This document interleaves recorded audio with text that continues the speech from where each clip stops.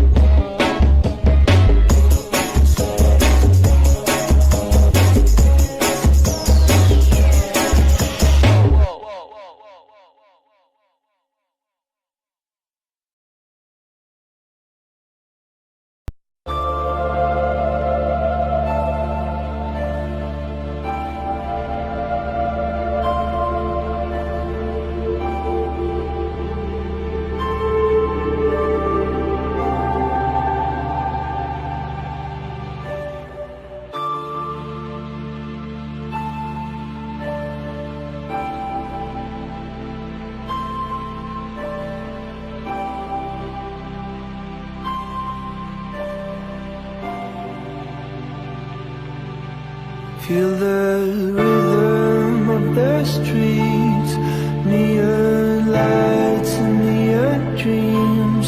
Bloody fists, they feel no pain when there's so much more to gain. Hunting season, if you will, tell me where'd you rather be? I can hardly see the moon.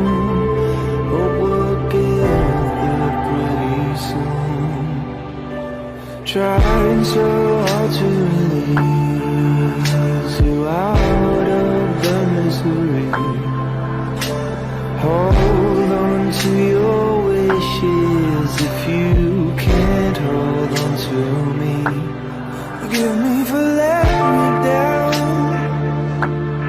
Forgive me for letting you down again. I guess I'm not strong enough right now.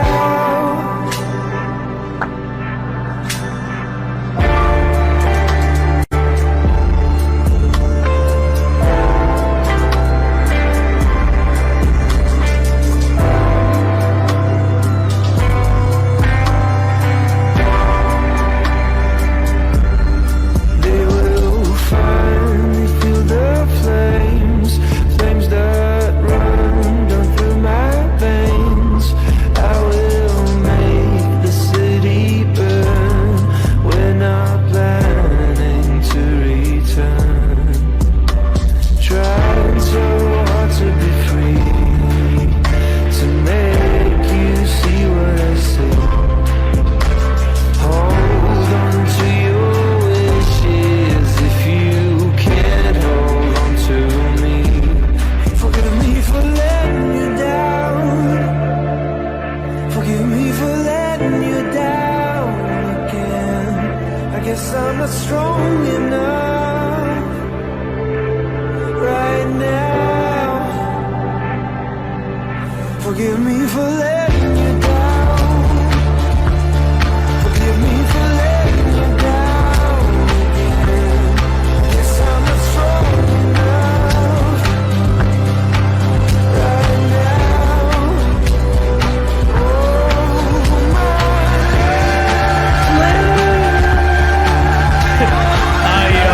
I meant to sing this, but you know what?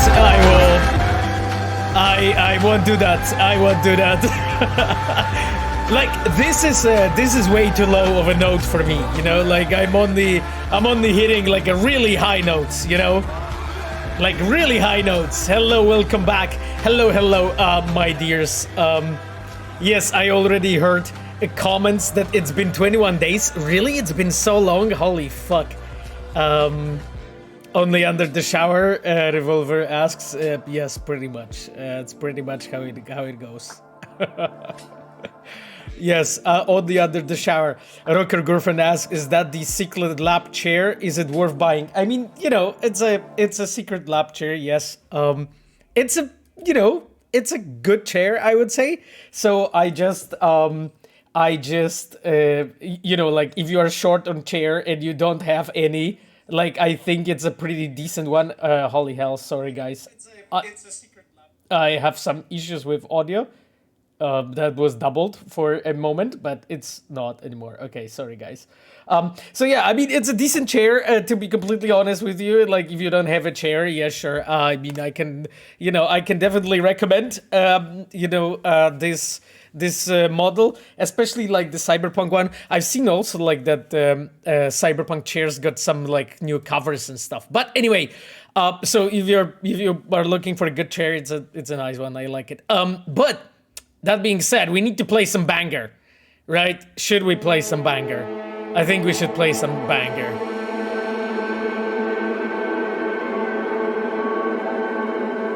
Yes. That is the proper one. Oh, yes.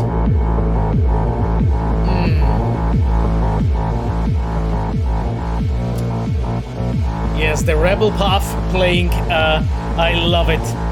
Johnny's team is the best team, Rocker Girlfriend said, absolutely. How you have been, my dears? How you have been, my dears, for the last 2 weeks, 3 weeks since we saw each other? I unfortunately haven't been here because I was literally all the time on the trips and I was working, so...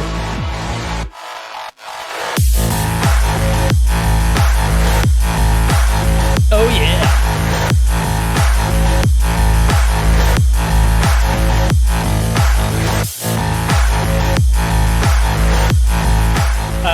Brigman asks, love all CDPR games. You guys rock. Thank you so much. Thank you so much, Brigman TV. Thank you for being with us.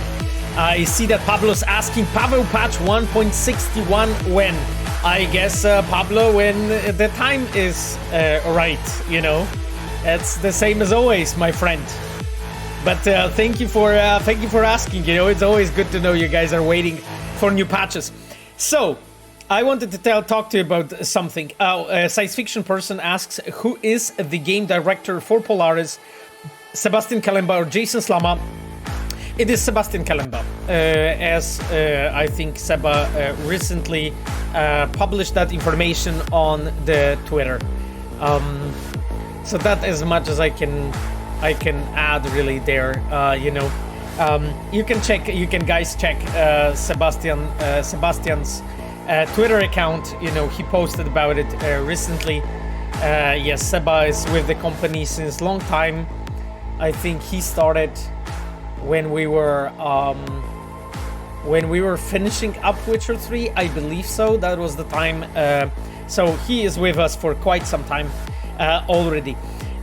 My dears, I wanted to mention a few things because I see that we have our dear Reds and moderators on the chat. I'm really glad to see it.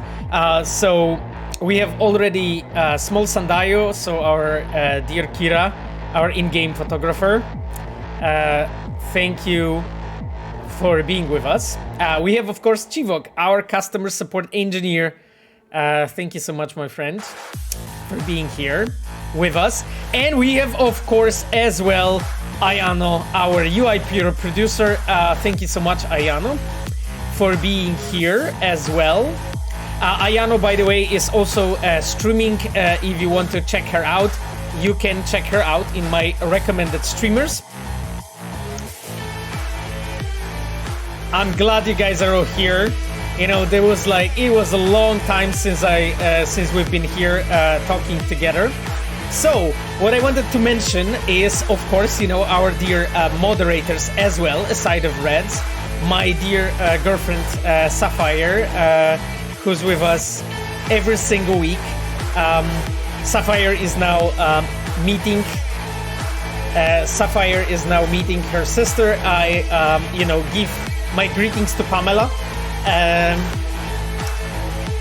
And of course, you know, our dear friend Cogito, who's with us every single week. Thank you so much, Cogito, for being here. Yes, I think this is everyone. Finally, I went through the whole list. Now, if you guys see anyone from the Red team speaking on the chat, they will have diamond icon. So it will be easy to recognize them. Now let's play some bangers from the Edgerunners anime, because why not? I really like this one.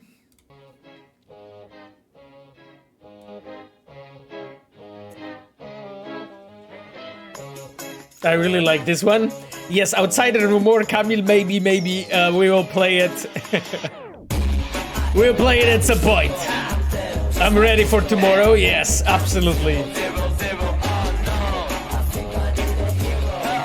So, my dears, few things. I was last week in Lucca. You can see here, Lucca 2022. So Lucca is a city in Italy. For those who don't know, basically the event that is happening in Lucca every year is the celebration of comic books, of the video games, and it was great actually to be there. I was there from Friday to Sunday, so not that long. However, the whole Red team was there for like a week. We have like rented a whole villa called Villa Bottini, I think it was the name of it, where in the garden you had like a Skellige village sort of built, and inside the villa we had like various reproductions of the artworks and a few other things from our games. Like the lines were like insane. The lines were literally like insane. We have like thousands of people every single day in Lucca. So it was great to actually meet people. We also had like a community event, like community party, basically kind of similar to what we did in Warsaw. In Warsaw, we have done it a few months ago. Right now, it was like maybe 2 months, I think. And in Lucca, that was basically for like also around like 150 people who basically came over and came over to the villa and basically spent like an evening with us. We had some a live band playing, for some really awesome music from medieval times. It was like a recreational group. Very cool guys, actually. We had actually a lot of fun. There was like a lot of people dancing and stuff, so it was awesome. And I got this like sort of jacket pullover. Basically, here you can see 20th anniversary of CD Projekt, and here at the back you can see the CD Projekt RED team at the back. So those are basically the jackets we all had. And here I have basically the Rebel. This is the Witcher 2 t-shirt. For those who don't know, The Witcher 2 was the first project I was working on in the company. Witcher 2 Enhanced Edition, to be specific. But I got the t-shirt, so with Archum Jorvet. So yes, those are all the things that, I have a lot of company swag, on me. But this thing is very soft and it's really nice, actually, because like the mornings in Villa Bottini in Lucca were like cold as hell, like when we were starting at like 8 at the morning, because at 9 we were opening the gates and stuff. So like 8 at the morning, it was already like so fucking cold. So it was good to have something warmer. Nehudan, thank you so much, my friend, for the sub. I really appreciate. Warden Bro wrote, love the streams, Pavel. Hello, Warden Bro. I'm glad you're with us. I'm glad you're with us.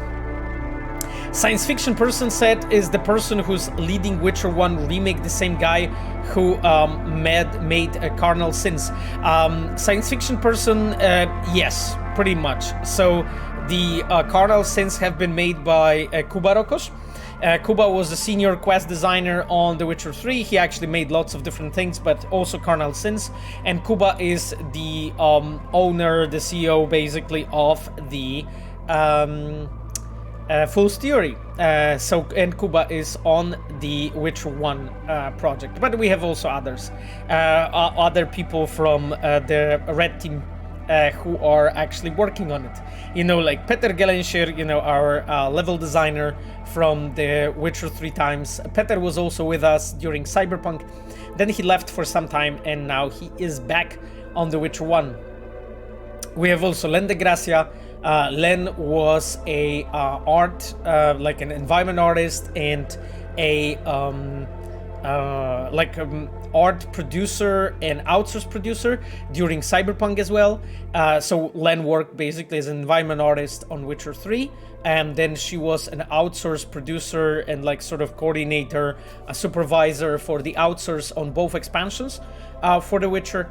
And then she was for like half of the production of Cyberpunk with us. Then she left, made few different games in the meantime, and came back to work on The Witcher 1. So yes, there are also other Witcher veterans on in the Full Theory, like for instance Denis Zotebir. Denis is my good friend, actually, that I met recently when I was in Amsterdam. So Dennis is a design director on the Witcher 1 remake. Dennis was a quest designer on the Witcher 3. Dennis did, for instance, he did like numerous quests, but one of them is the Pan. The Pan quest, but he also did, you know, like the the first moment when you take the ugliest man alive to Kermoren, the party with the Witchers. You know which one? The one when Witchers say, "Summon the bitches," you know, and then they get dressed up. So that was also idea that that was also one of the quests that Dennis did. He did the quest with the Leto. He did the first introduction of Bloody Baron, like basically just a beat that was just before my quest. About Bloody Baron, so like first moment when you meet him and he dances with his maid. That was also Dennis. So Dennis also did the quest with the Berserkers in Skellige. I fucking forgot the name of the quest. I basically did the design on paper level, and then Dennis took the quest to implement it. So he did the implementation of that whole thing, the feast, you know, when the Berserkers appear and so on. I don't want to spoil more. But yeah, so he did shit ton of quests for The Witcher 3. And then he was in Guerrilla Games and did both Horizons as a quest designer. So yeah, very experienced dev. Like, I really like the guy. We talked so much, recently when we met. Well, recently. Few weeks back when we met, we just spent like half of the night talking basically about the Canis Majoris, my friends, about the Witcher 1 remake. So yeah, basically how to make things happen, for you chums. But anyway, no more information about Witcher 1 from me. I can only speak about what is sort of available here and there, but maybe you guys didn't puzzle together all the information. There's more Reds who are actually working on the Witcher 1, former Witcher 3 and Cyberpunk developers, but I don't want to speak about it more because I don't think they have publicly spoken about it yet. So when they do, then we can talk about it, when it will be official. Let's call it like this. Graybeer asks, did you and Miles do a stream? You mean during Lucca? Yes, we did. We had together a stream for it was like in Italian. So basically we had Alicia that I met. Alicia was basically translating live to Italian because my Italian is not that good, my friends. It's not that good, my friends. But I learned some things. You know, it was actually really awesome to be in Lucca because I was there. Like there are some pictures online. I even tweeted something, so you could check it. I was basically there in the front line, greeting people with like few other Reds. So it was awesome. Sphere Hunter, hello Susie. Nice to have you with us. Hope you're having a nice day. Yes, my day is kind of ending because it's, you know, evening and Sunday here in Poland. But it was a nice day, definitely. And I'm really glad, Susie, you were with us. I saw that you liked the Resident Evil 4 remake announcement and all the gameplay with it that was shown. Nim Bust of Faraday. Far away. My friends, your nicknames are so like tongue twisters. Nimbus, too far away. I think that's the way you read it. So Nimbus writes, when is 1.7 coming out? Well, my friend, same as always, when it's done. You know, and the time is right. Yes? That is basically, as always, you know, the case, my friend. But you know, we are cooking stuff for you, my chums. Asha asks my thoughts on God of War Ragnarok. Well, I mean, aside of the fact that it looks awesome, it really looks amazing. To be completely honest, I'm really curious, you know, about the game.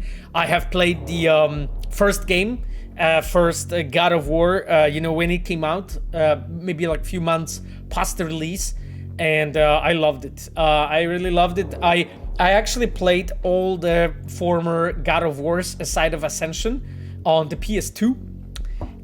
So I knew all the previous games, so kinda, you know, my expectations were sort of high. I really liked the IP in general, you know, the God of War. So I was very curious actually what Cory Barlog and the Santa Monica team is going to do. I had a pleasure actually to meet Cory Barlog just after the release of God of War 2018. When they shipped the game. Cory was traveling all around Europe. I think he meet few different game developers, and he also paid visit to us, you know, in the Red team. So it was very humbling, very nice actually to meet Cory. We basically walked him around the studio. We talked to him about things about Cyberpunk. As well, because I think that was during was like middle of the production or so, right? Yes, because like he visited us in 2018. It was like a month, 2 months after the release of the original God of War. So I'm really looking forward to you know what the team has cooked. To be honest, like it's actually so interesting, you know, when you look at the games that are done in a way that you have like a first game, it has like I would say a solid foundation, and then the second game doesn't really do anything revolutionary, but goes back to all of the mechanics and everything that was actually done and revamps them and revisits them and makes it better. And from all of the reviews that I've read or watched, and I did few, like it looks like this is exactly what they did. They just like went back to sort of you know what made God of War 2018 great, and just looked back and basically upgraded everything. Very, very cool you know, methodology, I would say. It's not always possible to do it like this, but you know, like God of War and Horizon, I think are two Horizon Forbidden West are two like fresh sort of I would say examples on that. So that's a very interesting approach. This music's so amazing. I'm glad you like it. Yes, right now I just put basically the back, like a whole playlist from the Edgerunners right now. So whatever was used actually during the Edgerunners is playing at the back right now. I actually frankly don't recognize this thing.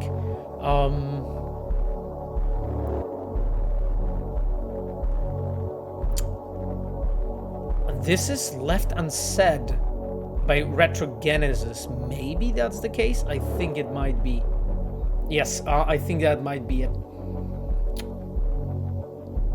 Ricky asks, I've been wondering how we don't have a reputation mechanics with Ripper Dogs. Would be awesome to be able to do jobs for them or collect cyberware to increase their rep and unlock unique items or pieces and maybe even get a discount at max rank. What do you think, Pavel? Ricky, I mean, interesting idea. You know, like definitely something that I think would work well, to be honest, with the game. Like I think in Cyberpunk we ended up having like two little elements like this. You know, I'm not a gameplay guy, so you know it's not. You know, my thoughts are probably not too. How do you say it? I cannot offer too elaborate thoughts regarding this, but definitely like from the overview, the way you described it, it sounds interesting.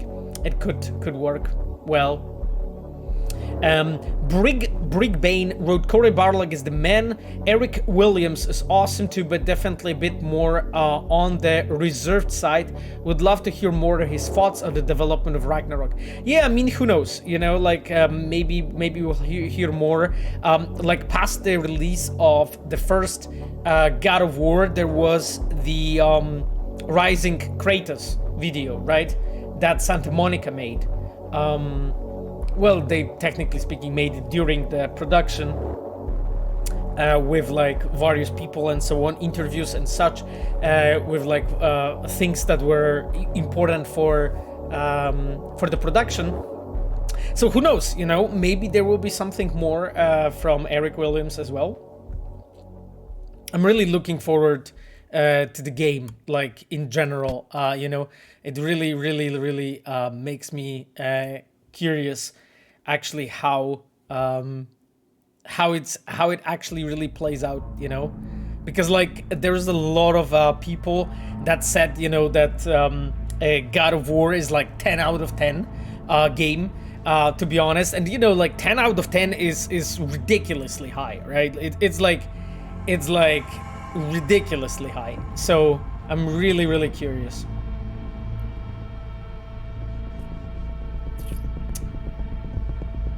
Science fiction person asks, was there discussion about having Thaler in The Witcher 3 so he can technically die in The Witcher 1? Yes, well, I mean, of course, you know, when we were designing that with The Witcher 3, there was a discussion, of course, you know, but I remember, I think it was Mateusz Tomaszkiewicz and Konrad Tomaszkiewicz with Marcin Blacha, who were like discussing that and took a decision that basically the, how do you call it, the canon is that he survives, therefore that's why he appears in The Witcher 3, you know.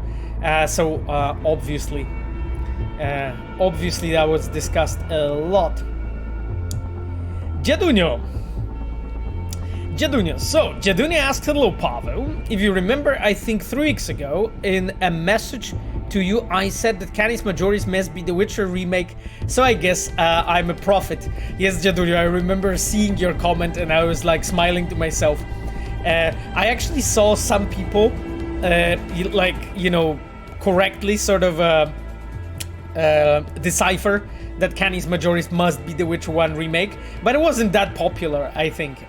So you were definitely on the money, Jadunio, with your guess, I would say. In all seriousness, I absolutely love The Witcher, but I have read in the article that The Witcher remake will be a reimagined remake for modern audiences, and it sounds kind of scary. I mean, who told you that? You know, because I never heard anybody from the Red team saying that.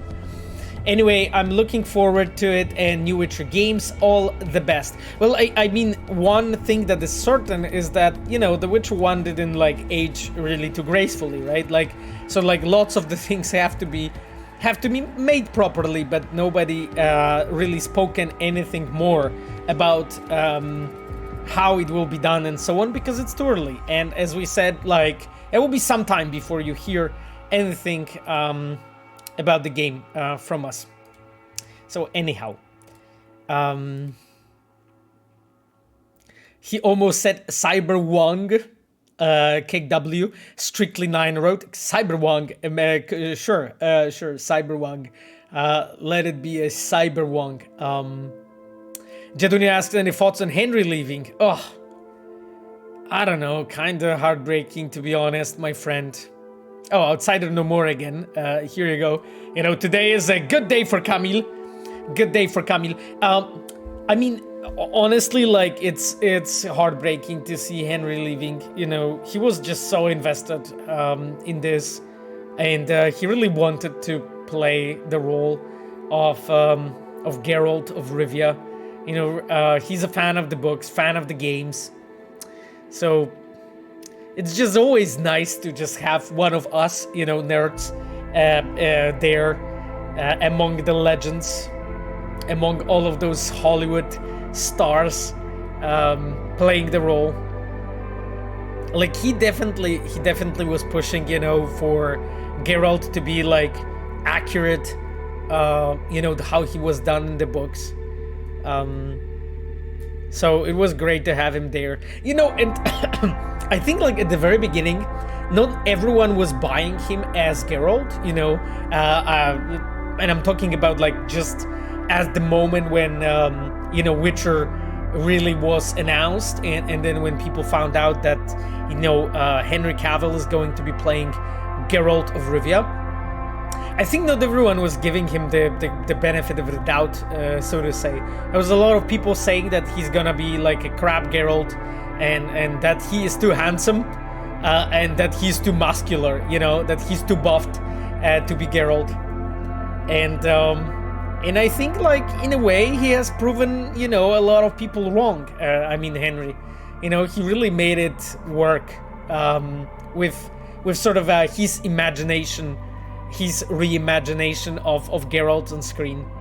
So it was great, actually, to watch him play. So, because I watched both first and second season, I'm gonna watch most likely season 3. I'm still curious, you know. I'm still a Witcher fanboy, you know. I still really like the IP, you know. So just even when it's not really ours, you know, the way we made it, but it's still really interesting to me to see, you know, how the season 3 actually plays out. So I'm curious, you know. I wasn't maybe too hot and too excited about like how the season, especially season 2, has been done. It's probably like those of you who watched probably have their own opinions about it. It had some elements that were, I would say, done nicely. So I'm curious, you know, how this season 3 is gonna be. How the season 3 is gonna do. If I'm going to watch season 4, I'm not sure, to be completely honest. Like, you know, I need to watch the season 3 first, and then you know, then I'm gonna see, you know, if I'm you know, excited about you know, about next seasons, so to say.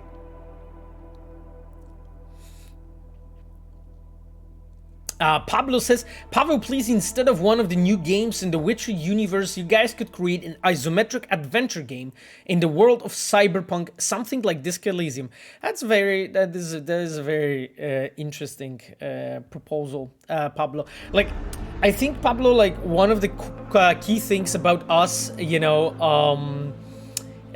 like, one of the key things about us, I'm talking about us as it's the project, is that, you know, like, we make like AAA games, you know. I know that we did like things like Thronebreaker, we did you know, recently the Gwent, Rogue Mage, and so on.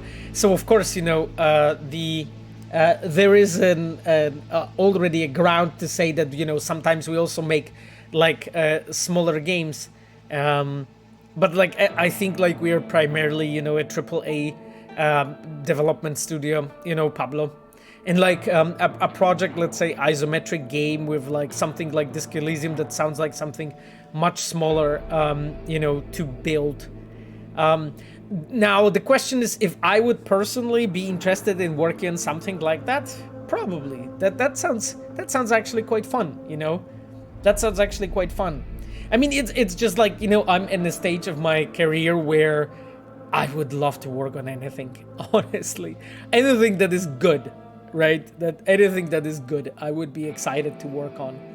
So it's like, you know, anything from you know, any Witcher or Cyberpunk projects sounds really exciting, or some Hadar projects, right? So boss of your stream writes, CDPR is so slow. No new games, no DLS, nothing. Every time I see news, they have 1,000+ workers. What the fuck, CDPR?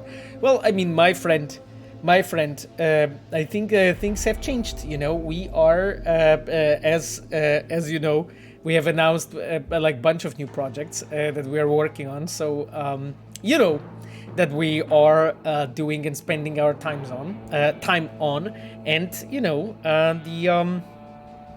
there is you know, there is no shortage of projects, I would say, and things that we are working on. You know, the patches, you know, for Cyberpunk, the expansion for Cyberpunk, Witcher 3 next gen update, you know, those things require work and require time, my friend. And yeah, when you see the 1,000+ employees, please remember those are not all the devs, right? Like it's the devs are much less because, you know, like the company needs a lot of people who are a back office, let's call it, team, who are just making sure that the actual like studio can be running, you know. So that's how it works, boss of your stream. And you know, it's not that you had like a shortage of releases from us even this year, right? Like look back at 2022. Right, I was for a moment wondering what year we have. Look at the 2022, how many things we have released, you know. 1.5 was the completely new release for the new platforms, you know. Then we had 1.6 and Edge Runners, and you know that this didn't happen by itself, you know. Like people, actual human beings, devs had to make it, you know. Then, you know, all the updates for Gwent, then all the updates for the Witcher 3 Monster Slayer, then the Gwent, the new Gwent game, I mean. And you know, the year is not over, my friend. The year is not over. So it's not that there was like a shortage of projects from us, you know, during only this year. It was actually probably, Jesus, it was probably the busiest year we ever had, you know. Sure, when you're talking about like brand new banging big AAA releases, sure, but you can say that Cyberpunk on the next gen consoles was exactly this. So even this point of contention is not, it's hard to defend, you know. So that was a hell of a fucking busy year from us, my friend. Yeah. And I'm not even counting all the patches and everything we have done for Cyberpunk. But it was a ton of work, my friend. So, yeah. Oh god, I'm so behind in the chat. I just saw Cavil commenting on Outsiders No More second time, and that's been 2 songs ago. God damn it. Anyway, let me catch up with the chat bit. Better with Kinect. Better with Kinect writes, I've been playing through Death Stranding for the last couple weeks. I noticed some side quests given by a character named Jay and they asked me to find some V chips. I've been given some Preem cyberware and sunglasses for helping them out. My question is, are the things in those messages with J canon to Cyberpunk universe? The messages seem to confirm one of the endings of Cyberpunk.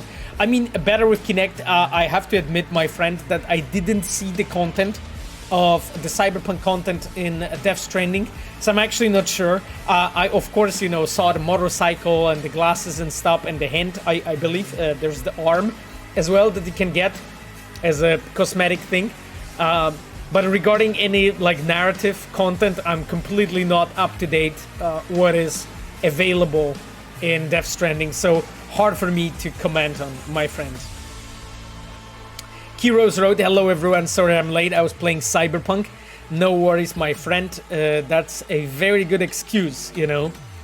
It's a very good excuse.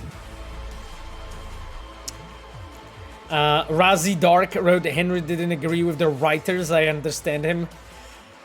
Well, you know, I mean, I honestly don't know, you know, much about inner workings of the team, so hard for me to say, my friend. Appletish asks, Pavel, what do you think about Kingdom Come Deliverance? What is your opinion on its RPG mechanics? Oh, I know too little, actually, about Kingdom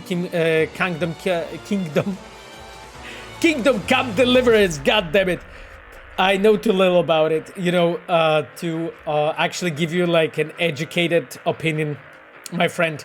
I can tell you that some of the devs from the team are working, you know, in CD Projekt, so that is nice. You know, they joined after shipping the game. They were working with us on Cyberpunk and they still are working. But that's as much as I can tell you, my friend.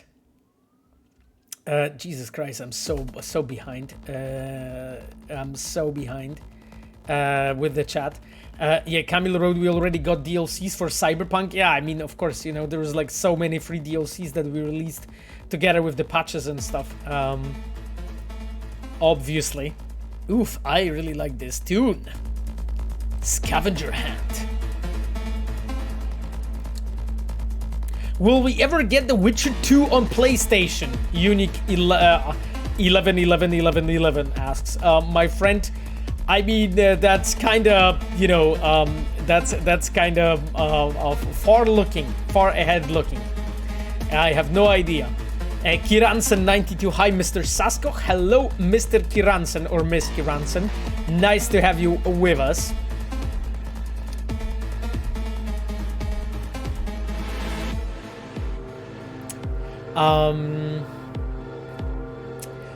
Oh god, I'm so behind with the chat, my friends. This is pretty much the same.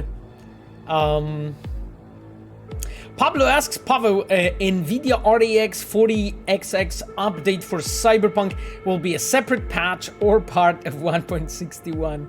Pablo, you know I can't tell you anything, my friend. Pablo, what? Is it your first stream here? Pablo, tell me. Is it your first stream here? You know I can't tell you anything, especially regarding that kind of stuff.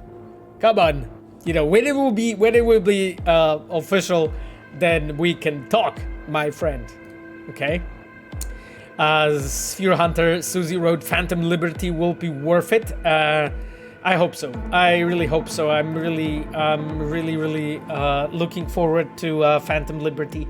My chums, I actually can't wait, you know, for the expansion to be in your hands, because I think it's nice, you know, but I'm not going to say anything more because I don't want to overhype you, you know. Yes, you guys can hype yourself. I'm not hyping you, you know. Nocturne said the year is not over. Yes, it is not over. That is, in fact, a scientific fact. The year is not over. Very well said, Nocturne. Very much on point, my friend.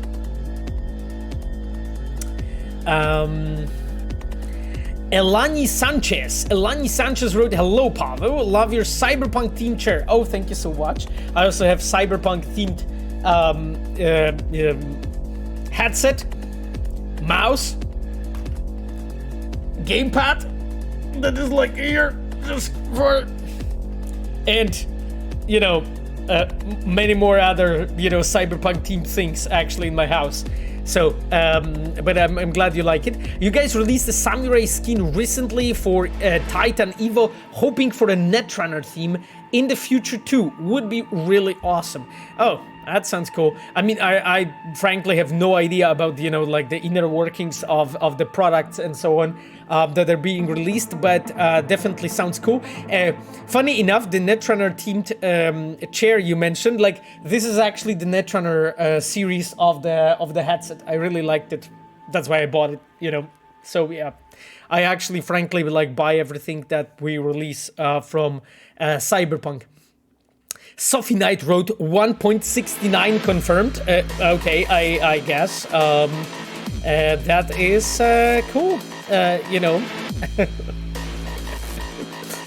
That is cool if you say so. 1.7 confirmed. My friends, I am not confirming anything. Not confirming anything, as you know.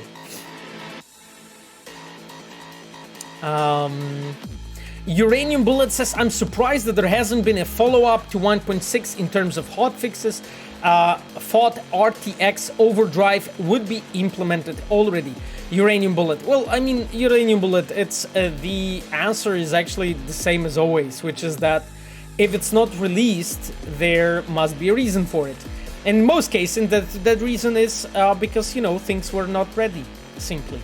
You know, that is it. Eluciard wrote, so many people actually think 1,000 employees, 1,000 devs. Yeah, that's a good point, Eluciard. Like, that's, you know, I don't think it's even 700 devs, you know. It's probably less. I think it's above 600, but I don't think it's even 700, so in that 1,000. So, you know, yes, that's the way it works. HD for Vendetta, very interesting nickname, my friend. By the way, my chum, you wrote in Polish on the chat. I appreciate, of course, Polish, you know, because I do speak it, which is nice. But please, if you could write in English on the chat, that would be great, because other chums don't speak Polish. So, HD for Vendetta said, if our employees have the possibility to work fully remotely in the job and offers, HD for Vendetta can only see the options in the office. I have no idea what you've been checking, HD for Vendetta, but we offer full remote, my friend. It really depends on the specialty, because, like, for instance, if you are a person who is a mocap specialist, right? You need to have access to our mocap studio and to the mocap system. So you need to be present physically, because otherwise you can't have access to it, because it's a, you know, it's a building, it's a studio that you have to be present in, you know. If you're doing like some kind of administration jobs, you know, some of them require you to be in the office because their nature is to be in the office. But the majority of the offers that we have are fully remote, my friend. So I'm not sure what offers you've been checking. I assume that maybe you were just unlucky and you clicked in few that were mentioned that they're office only. But definitely we offer remote in actually, I believe, all of the locations of our offices, my friend, which is actually quite a bit, quite a lot, different options. Mr. Snail, or Miss Nail, actually. I never know, to be honest. I never know, to be honest. I know you cannot comment release date in Witcher 3, Karen Jen, my man or girl. You know, you can. I can definitely recognize the regular on a stream. That's nice. So I know you cannot comment on the release date. That's very much the case. But what upcoming days would you recommend me to take time off from work? Very clever. Very clever question. My friend, I think you just need some time off to rest. You know, that is my advice. I hope I helped. You know, this is my educated guess. Here you go. A Uranium Bullet asks, speaking of Death Stranding, have you read Kojima's book or listened to his new podcast? A Uranium Bullet, I have listened to the first episode of the podcast of the brain structure, and I've read the Kojima's book. It's actually even here on my shelf because I got it as a present from my dear girlfriend, Sapphire. So she gifted it to me, and when we were in the trip in Africa a few months ago, I think I was in April. I already forgot. It was a long time ago. But when we were in our trip in Africa, I have read it. So, and what because you asked, have I read it or do I listen to the podcast? So regarding the book, like the book is a collection of thoughts, I would say, of Kojima regarding various, I would say, books and movies he has either watched or read. So there isn't much when it comes to like actual learning. However, you know, like in a matter of inspiration, you know, you can definitely see that he is a man who's very much made of and inspired by actually other works of media. He actually very rarely, I would say, at least, you know, in the podcast and in the book, mentioned games in any shape or form.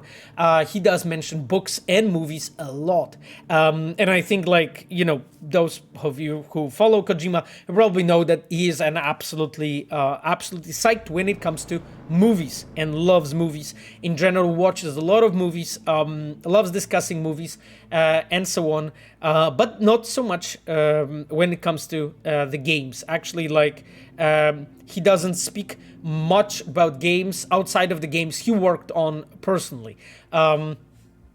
What is quite interesting, to be honest. Like, I think it might be also connected to, you know, the fact that he doesn't want to speak, I would say, badly, you know, about other people working the same space as him. And I really appreciate that, to be completely honest with you, my dears, because, like, you know, after Cyberpunk release, but there was also in other cases, you know, in cases of other games, you know, that didn't have too, how to say it, lucky release, I would say, too good of a release. There was a lot of people, especially in, like, you know, AAA space, you know, game devs, actually speaking really badly about other developers, like kind of personally about developers and studios. I was kind of shit to see. I have to admit, I was like disappointed to see it, especially when it came from people that I actually really like admired in the past. And when I see stuff like this, it always makes me think, like, holy shit, you know, this is like so disappointing. Like, why, you know, like a person that I was before sort of looking up to right now is acting like this towards other devs. So in a way, I kind of understand Kojima's approach, and I understand his perspective that he doesn't speak much about games and focuses more about movies and books, and basically this is how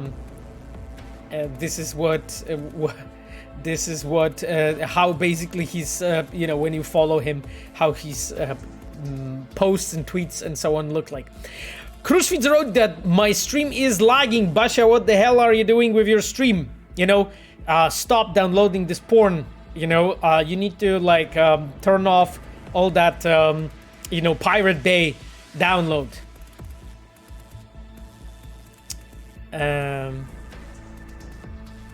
Just stop it.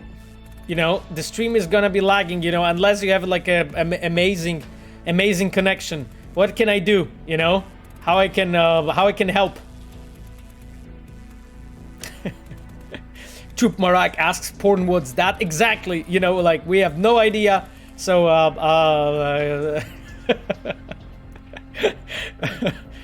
anyhow, Cybercom, interesting nickname, my friend. Have you ever thought about the remaking The Witcher 1 with the existing Witcher 3 engine? Maybe Witcher 3 next-gen engine because all tools, editors, 3D models exist. I mean, I don't know if we have thought, but like as a studio, because I haven't been part of these conversations. Did I think about it? No, not frankly, to be honest, I didn't. Also because, like, you know, my friend, like, Witcher 3 is still a game from 2015, right? Like, looking at the, you know, expansions, then it's 2016, you know, like, of course, you know, there's the Witcher 3 next-gen update, you know, still, you know, but that does not mean that, you know, all the assets and everything that is needed to put together Witcher 1 is available, you know. Witcher 1 has a completely unique locations, even monsters, you know. Like, I don't know if you guys remember stuff like, you know, Blitzzeugers, you know, and Griggs. Do you guys remember Griggs from Witcher 1? I think we actually Philip Weber was the one that put Griggs into Witcher 3, the second expansion. You know, there is a place where you can actually find Griggs. But I think, like, some of you are probably too young to even remember what Griggs are. So yes, but, you know, other things like Blitzzeugers and, like, some other shit that, you know, no other Witcher had but Witcher 1, you know, that's something that, you know, still needs to be made completely customly, you know, to make that remake work, my friend. So there's, like, it's just a ton of work, you know, to really make it happen. It's not really that simple and easy to just make it work.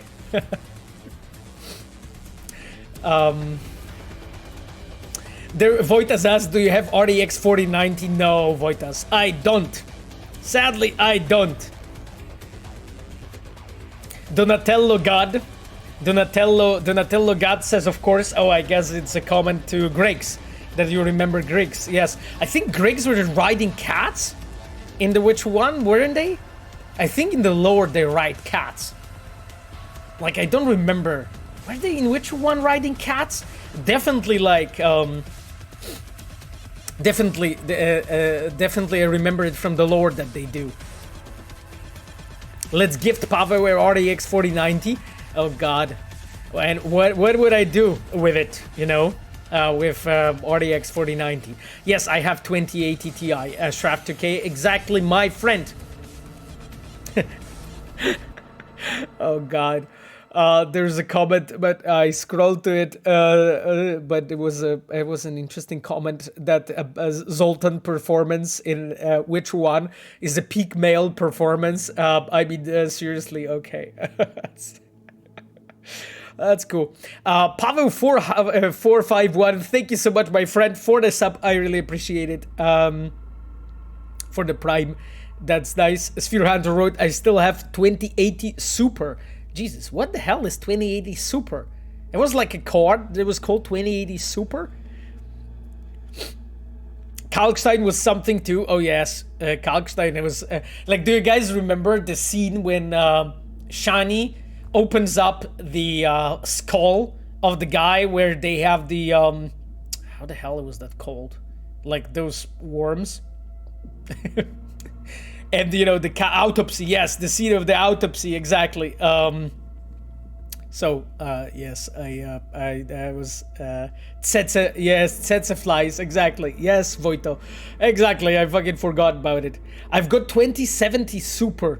Hopefully not for too long now, Grindera said. Jesus Christ. I had no idea that such card even existed. But if you say so, my friend.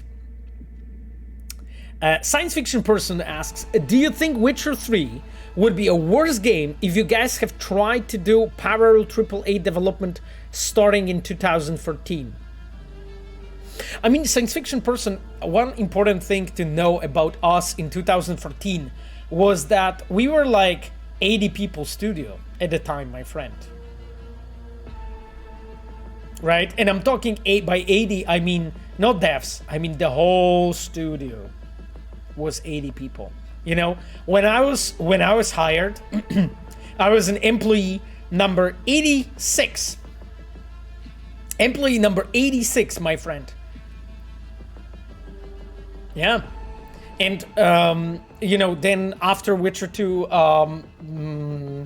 after The Witcher 2 Enhanced Edition, yes, Witcher 2 Enhanced Edition, Assassin of Kings, some people left the studio because that always happens after the project. We were around 80 people team, you know, at the beginning of 2014. Like, I mean, we did hire like some people during 2012, of course. Definitely, like I remember even some people that joined in that time. But that wasn't like many devs, you know. So like I think like 2013, my friend, like we haven't been 100 people even. Like I think it must have been around 90, you know. So like it wasn't like the parallel development, you know, of the 2 AAAs at the time. Yeah, I was just like, what? Like, you know, who would have done it? You know what I mean? Who would have done it? Like, there's always a time when you can actually start doing like an early prototyping and start early conceptualization, you know, because that phase does not require like hundreds of people. And it's even better to actually have a small, concise, but experienced team on that topic so that you can lay out the foundation, you know, for the new project. So that's even better, actually, at the very, very, very, very, very early stages. So that's even better, my friend, to have at the very beginning of the production. That's like kind of normal thing, you know, to do, but not the production itself. Like the production itself requires already like muscle, you know. You need the people that will do the heavy lifting, you know, all the heavy development, you know, like fucking design all the story and design all the locations and design all the characters and just make all the art, you know, and just all the music. Like it's just so much work, you know, let alone all the technicalities. I'm not even mentioning that bit. So my friend, in 2014, it wasn't possible at all, just because of how tiny we have been. But that's not anymore the case. Right now, we are, as we talked, like we are over 1,000, which devs is like 600 something, maybe approaching 700, or maybe we will be at 700 devs at some point. So, you know, different times, I would say, which is actually great, you know, because it's just so it's just so much easier to really make anything, you know, in the team right now. Voitas asks if I'm gonna play God of War. I mentioned it, definitely I'm going to. Like, I played like God of War 2018 and like absolutely loved the game. And I am actually really looking forward to play the new one. I'm not sure when I'm going to pick it up, because my friends, I'm actually finishing. I'm finally finishing Breath of the Wild. Can you imagine? Like all of those trips, you know, all the time in the plane, you know, when I was flying back and forth, because I had so many trips in the past like few weeks, that this is like a first weekend home since like 3 weeks. And it's just like every couple of weeks I was just flying somewhere. So I'm glad that it's just like first weekend home. But anyway, throughout all of those trips, I managed to play so much of Zelda Breath of the Wild, and I am already like approaching the main thing, which, you know, not going to spoil anything. Machiavelli is with us. Hello, Machiavelli. Nice to have you, my friend. I didn't see you on the chat before. Machiavelli asks, is The Witcher 3 next gen alive?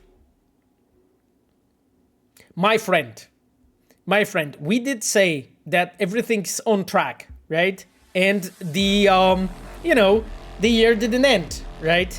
So let me leave it at that.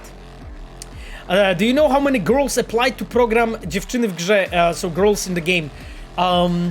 I do, but I'm not sure if I'm allowed to share that information, but a lot.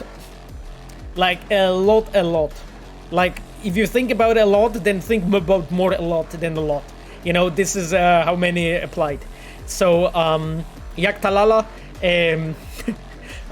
I assume that maybe you are personally interested. I'm not sure. But yes, a lot applied. A lot applied.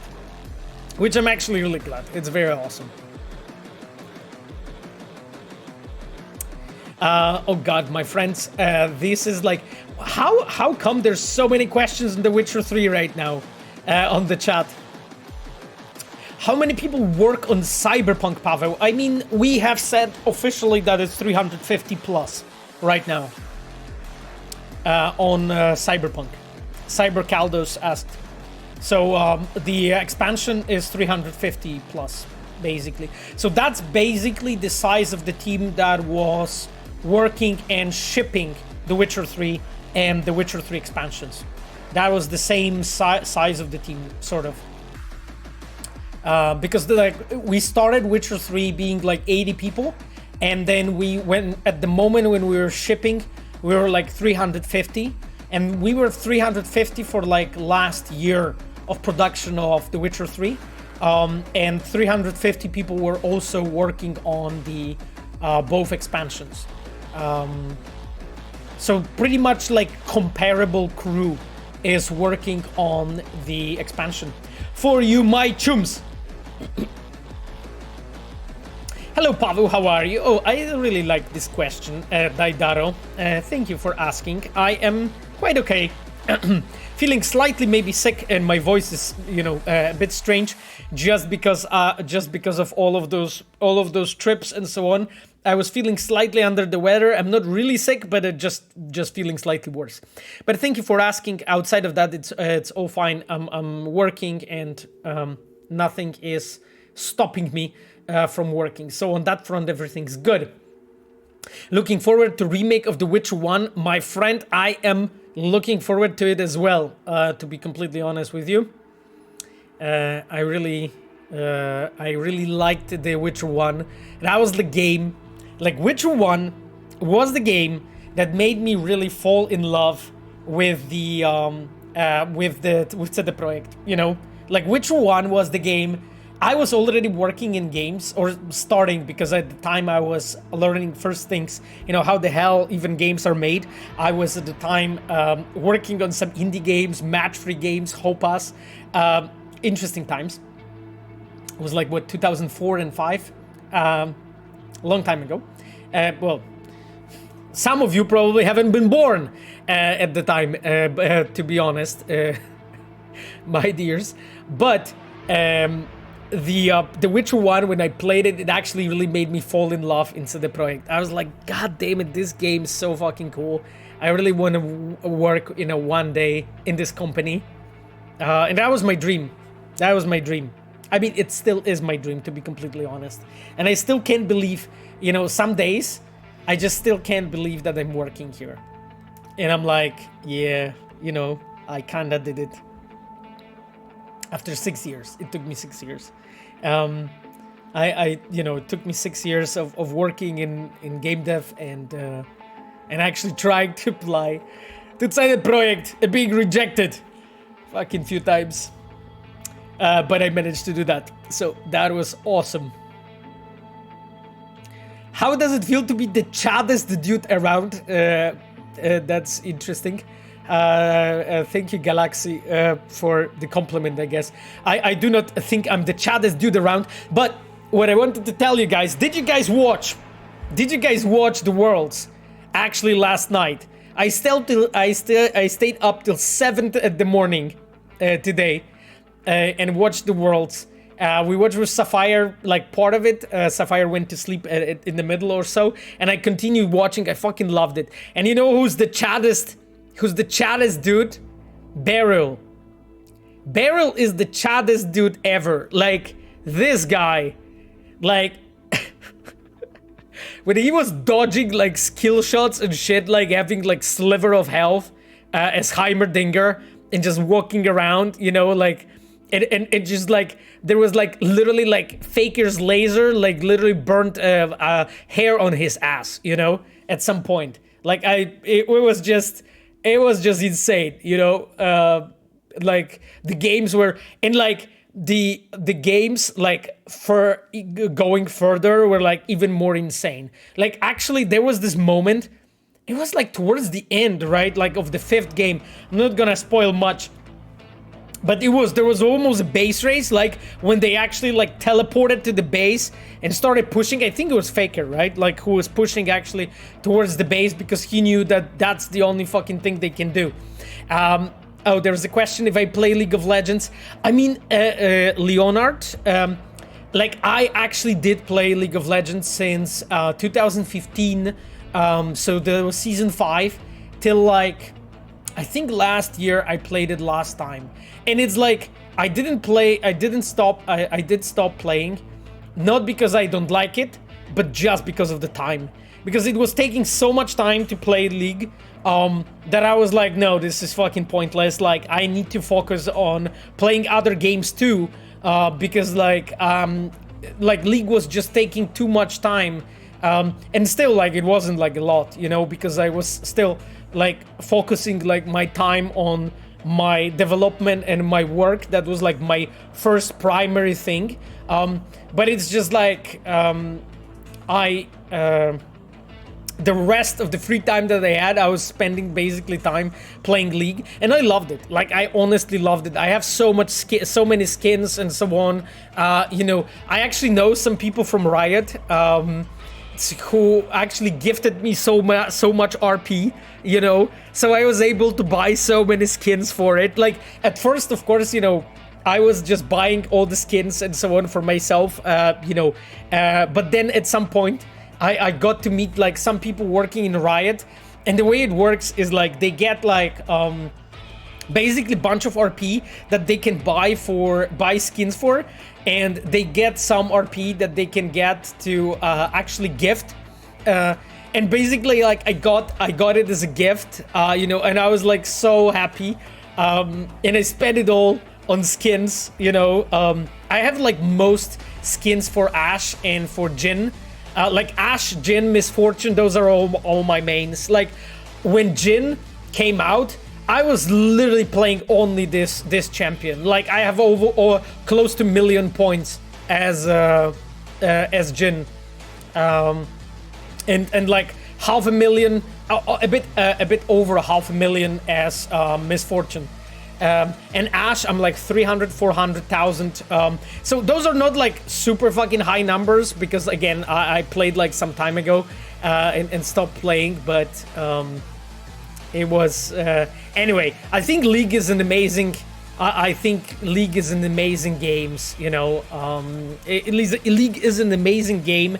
If you just play it for like gameplay and so on, like I think it can be really awesome. You know. Jhin main, yes, I fucking love Jhin. Jhin is just such an amazing champion. I was so hyped when Jhin was coming out.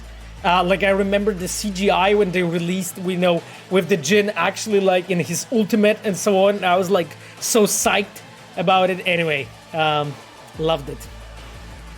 Hello Pavel, have you played Prey 2017? Scar Hunter 47 asks. Scar Hunter, I didn't. I still have Prey on my list. I would love to, you know, I would love to play Prey. I just didn't have time. Like I watched a bunch of Prey on the on YouTube. We have actually a lot of fans of Prey in the studio. Like especially, you know, especially the like Patrick Mills and so on. Like there's a bunch of people, you know, in the studio who are like huge fans of Prey, but me myself, no, I didn't play. Pinky Julian asks where's my Draven mains at? Oh yeah, Pinky. Yeah, I played some Draven, but not much. He was too difficult for me. I was just too sloppy to play Draven well.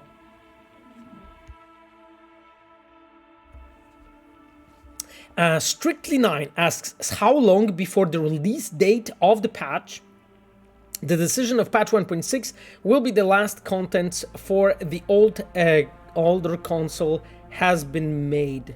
How long before the release date of the patch? Oh yes, how long the decision was made? Oh god. I don't know if I remember like exactly how long. Like quite before, but it wasn't like years. It was a bit, but I don't really remember exactly how long was it. Like I think like during the development, you know, it was like very, very clear, you know, that everything that we've been doing, you know, is a groundwork for the bigger changes that we can do for the current gen consoles, but old gen consoles are already, you know, too limited, you know, too limiting, I would say. The technology is basically just too old. But I don't remember like exactly. It was a bit before 1.6, but how like many weeks, months before, I can't tell honestly. I can't tell honestly. But how long was it?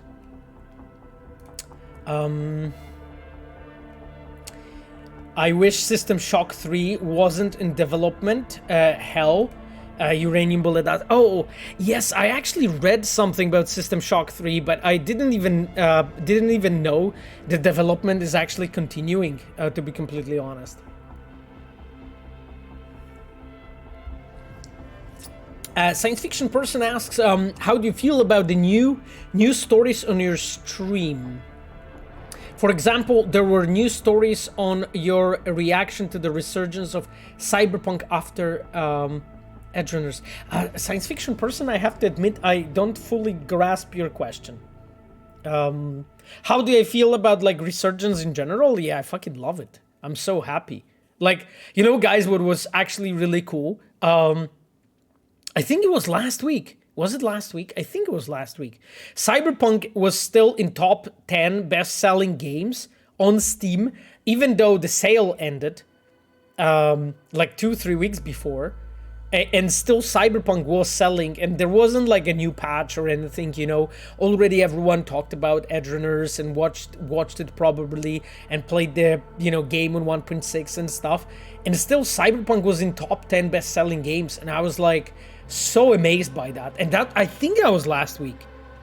So like not the week that just ended, but the previous one. And we were like, when I saw the sales, you know, the top 10 best-selling games, and I saw Cyberpunk, and Cyberpunk wasn't even like slot number 10, it was like 5 or 4 on the list, and there was like so many new games that were released, and we were like over that.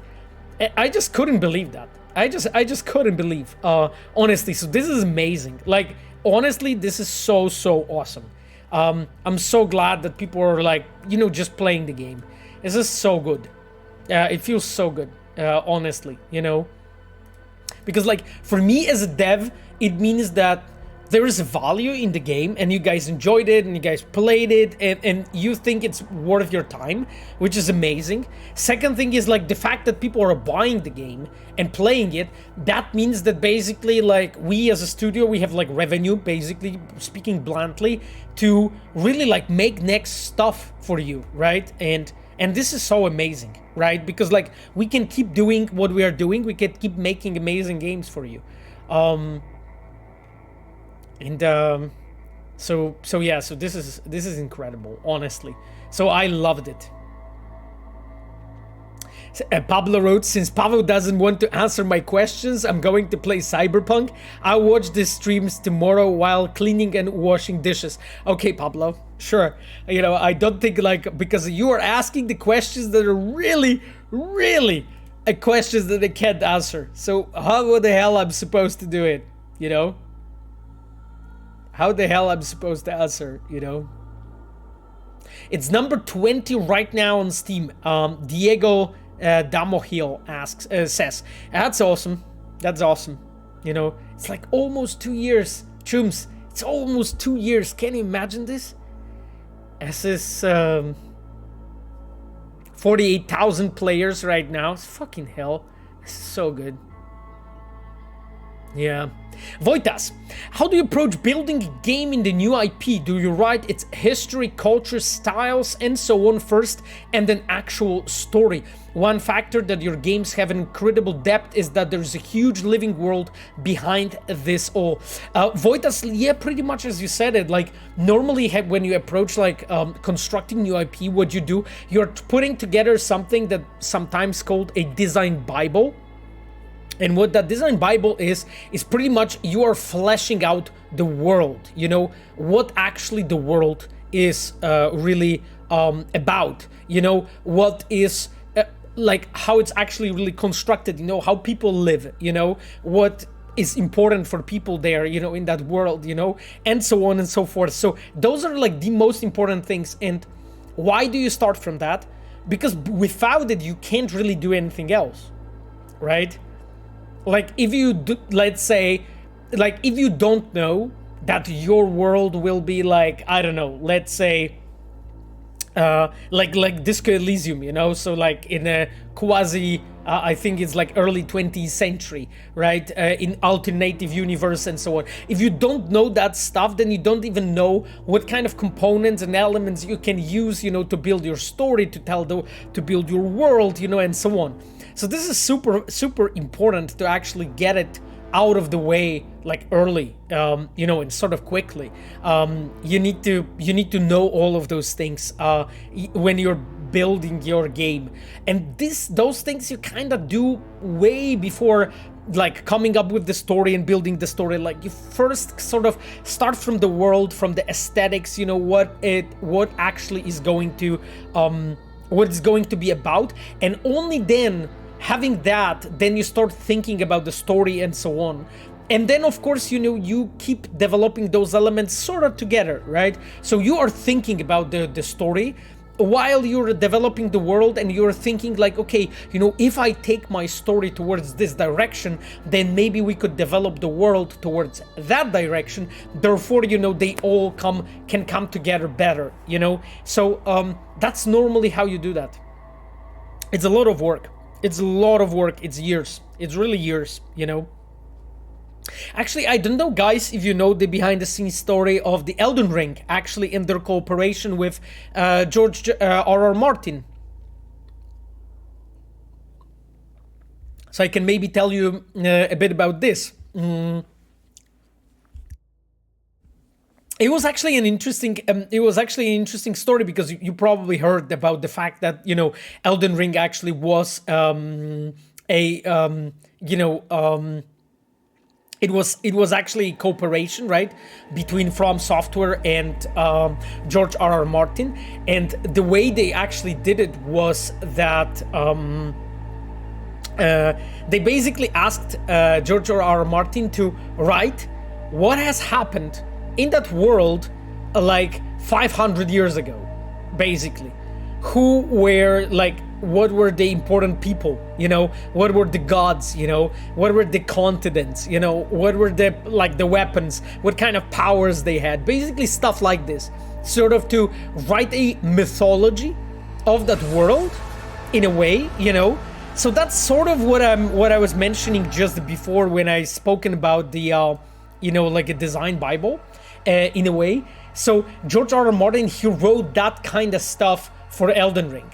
And then the devs, when they were actually working on the game, they used it as a base, you know, for all the events. So how the world looks like, you know, what are actually the bosses, you know, what are the people that you're meeting, you know, what are the items, what are the powers sort of that you're finding, and so on. So it all came out from that basically base.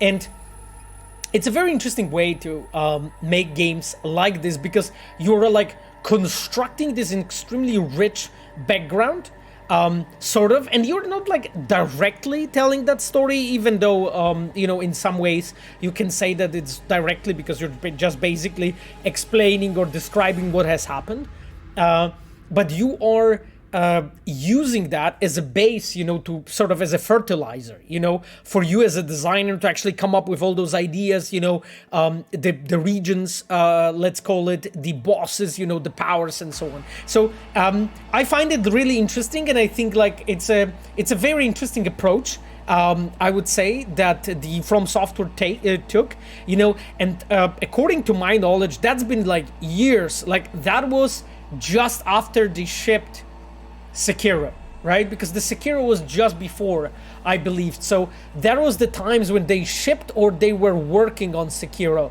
when actually that happened. When they reached out to George R. R. Martin to basically prepare this. So that's been years ago. And I remember even like, I think watching one of the interviews with George R. R. Martin, and he kind of basically confirmed that this is basically how it played out. And sort of he has delivered that and left it for like years, right? To the devs, you know, and then, you know, the game came out and turned out to be fucking awesome. Void has asked, will you ever make a stream for The Witcher 3? Yes. I really, really, really would like to actually make The Witcher 3 stream.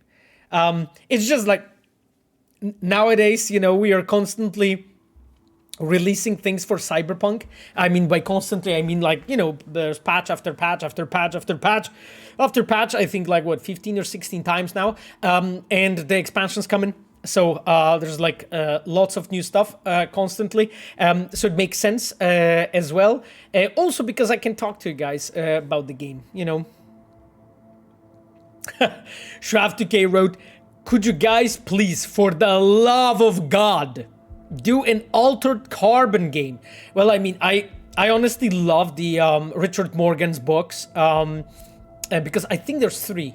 Because I read 3. I'm not sure if there was more. I didn't think so. I read all 3 books from Richard Morgan. Fucking love the world. Really love the Altered Carbon. Like, I remember when I first learned about the concept of the sleeve, you know? So like, you know, putting on body and the concept of the sleeve. And it was so awesome. Like, I don't know. I was like 19 or 18 when I read the Altered Carbon books, and I was just so blown away, honestly, by like the richness of the world and ideas and like all of those, all of the intrigue, you know, was so good. I really loved it.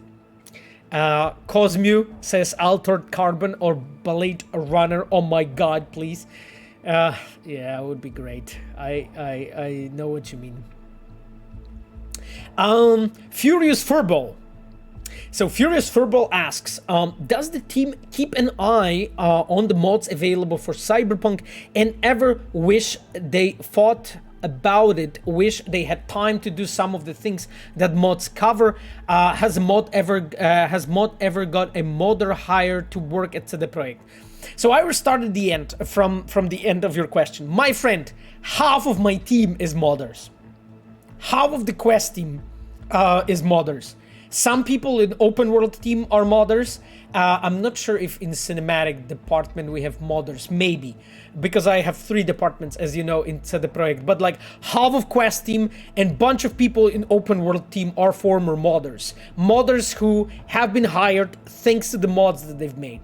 So 100%, my friend. Like, I don't know how other studios do that, but I do definitely take into account mods as a proper, almost proper game dev experience. Really.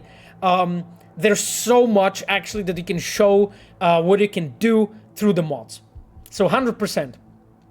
And another part of your question was, have we ever seen it and got inspired or even thought about making something like that? Same answer, really. Like, of course, you know, first of all, we check the mods regularly. We talk internally about mods. I am even the guy that sends like videos about mods to, you know, some of our people, like the designers, you know, from various departments. And point out some things, you know, that I like or that I saw, and I'm like, hey, look at this, they did it like this, and so on. It's a great source of inspiration, you know? Why not, you know? Why not? It's like, the thing is, like, the good ideas and good solutions can come from anyone. Really, like, I'm a believer of that, really. And in our studio, no matter if you are a junior intern, a person in a quest department, you know, cinematic department, enviro, gameplay, QA, doesn't matter. You can still suggest ideas and solutions, And, you know, sometimes we're actually really using those ideas, you know.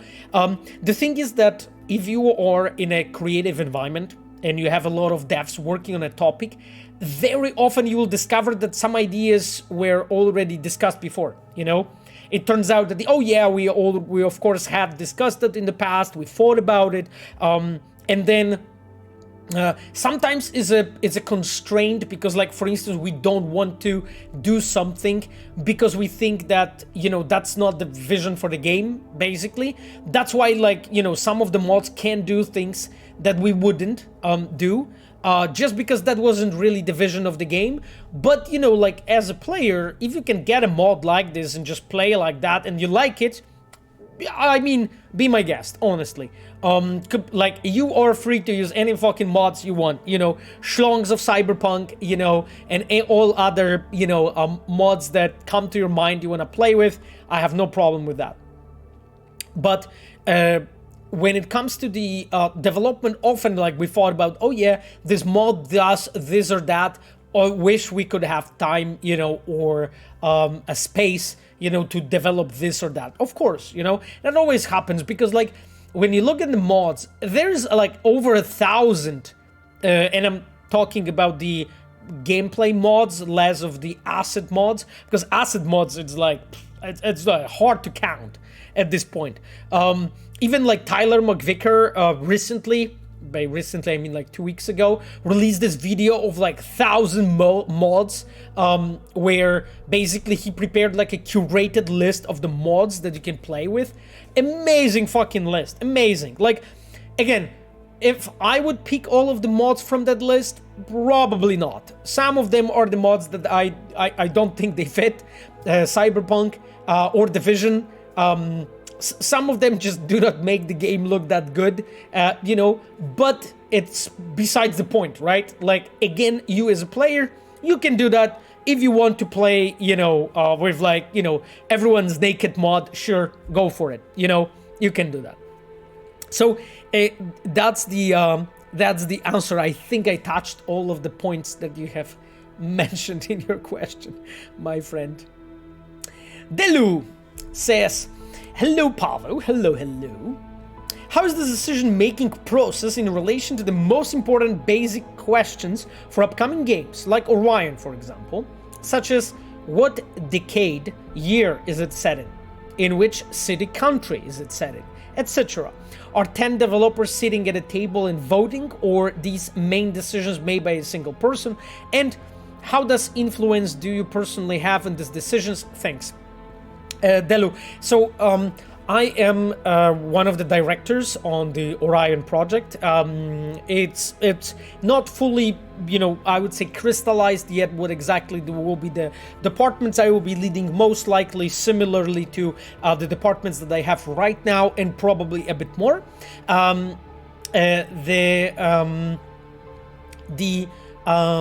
The decisions are made basically in a way that you have the key people from the team, I would say, which is directors in this case.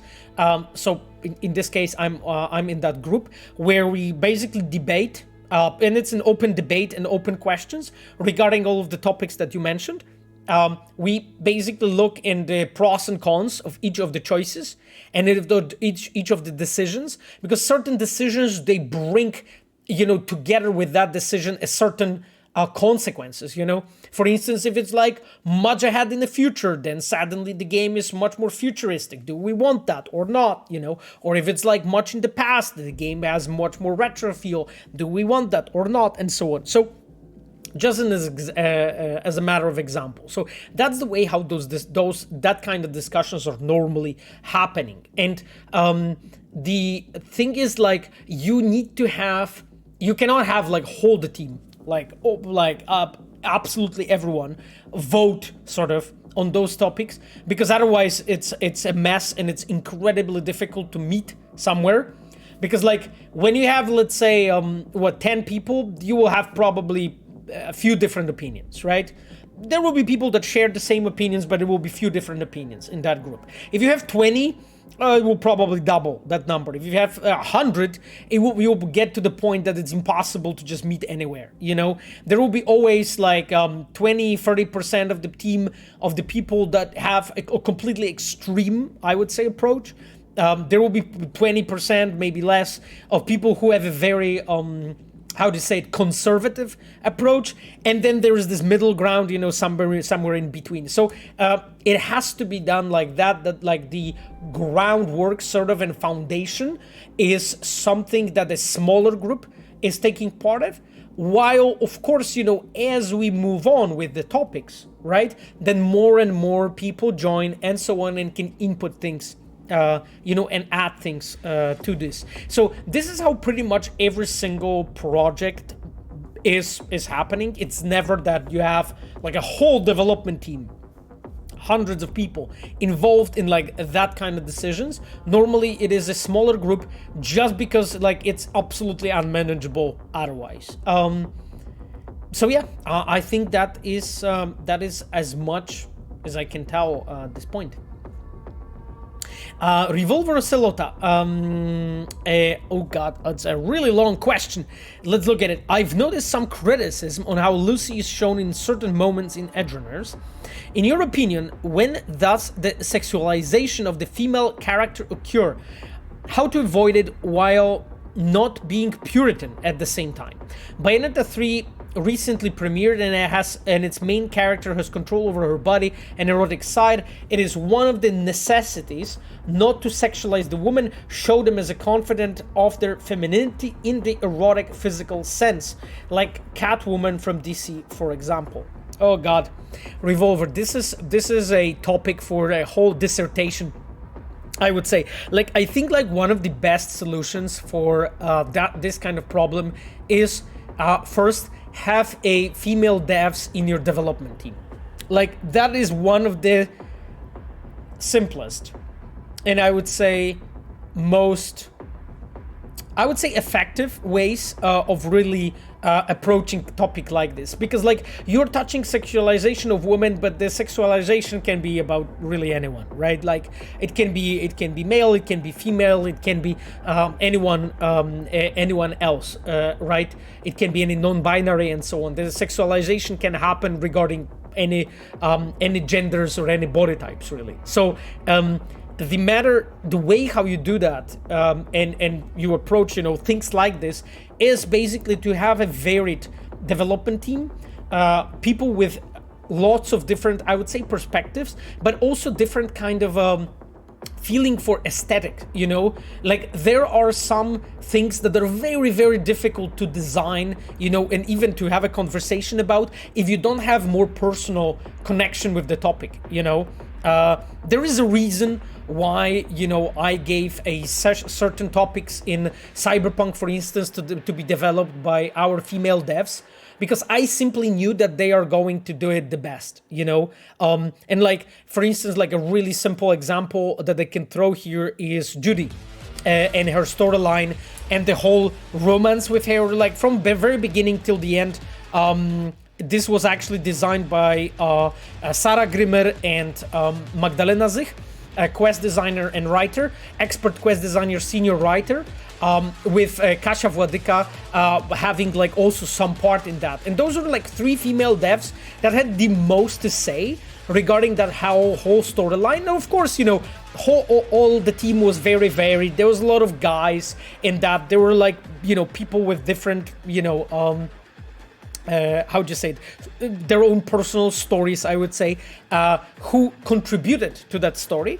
But it's always really good when you have in the team people who are actually coming from various different backgrounds, because then you can address different kinds of aesthetics and also different kind of empathy, different kinds of emotions, different kinds of stories, you know. And I think this is very powerful solution, I would say.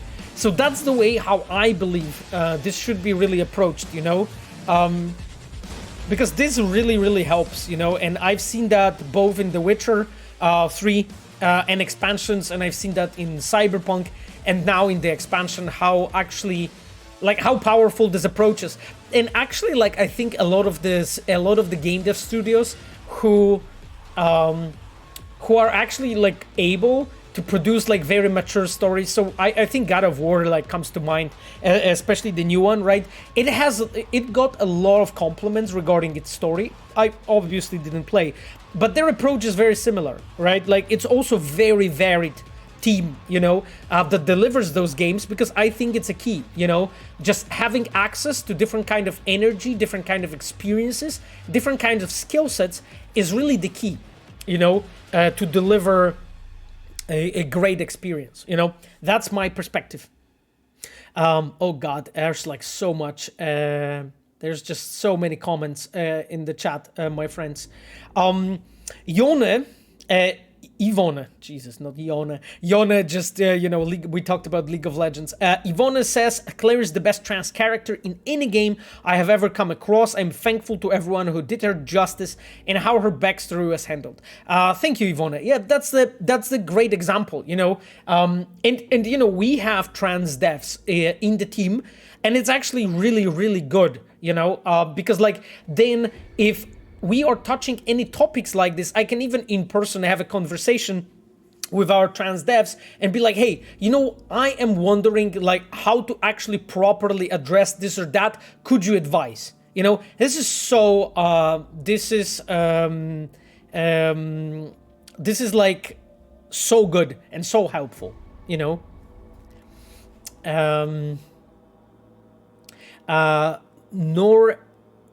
Noref, oh God, sorry guys, like I'm battling, I'm battling to read the name.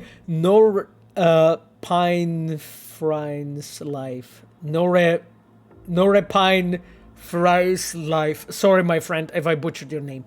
Pavel, sorry, Pavel, but the whole Nomad part of the game was emo sassy, boring, and totally not realistic. Huh, interesting. Interesting perspective, my friend. Could you like in the chat like add a bit more? Why do you think so? Like, what were actual like the things that like why did you feel like this? You know, because like obviously like this didn't happen by accident. Like that was consciously designed like that. But you know, it wasn't designed to be boring and totally not realistic. It was maybe designed to be sassy, maybe.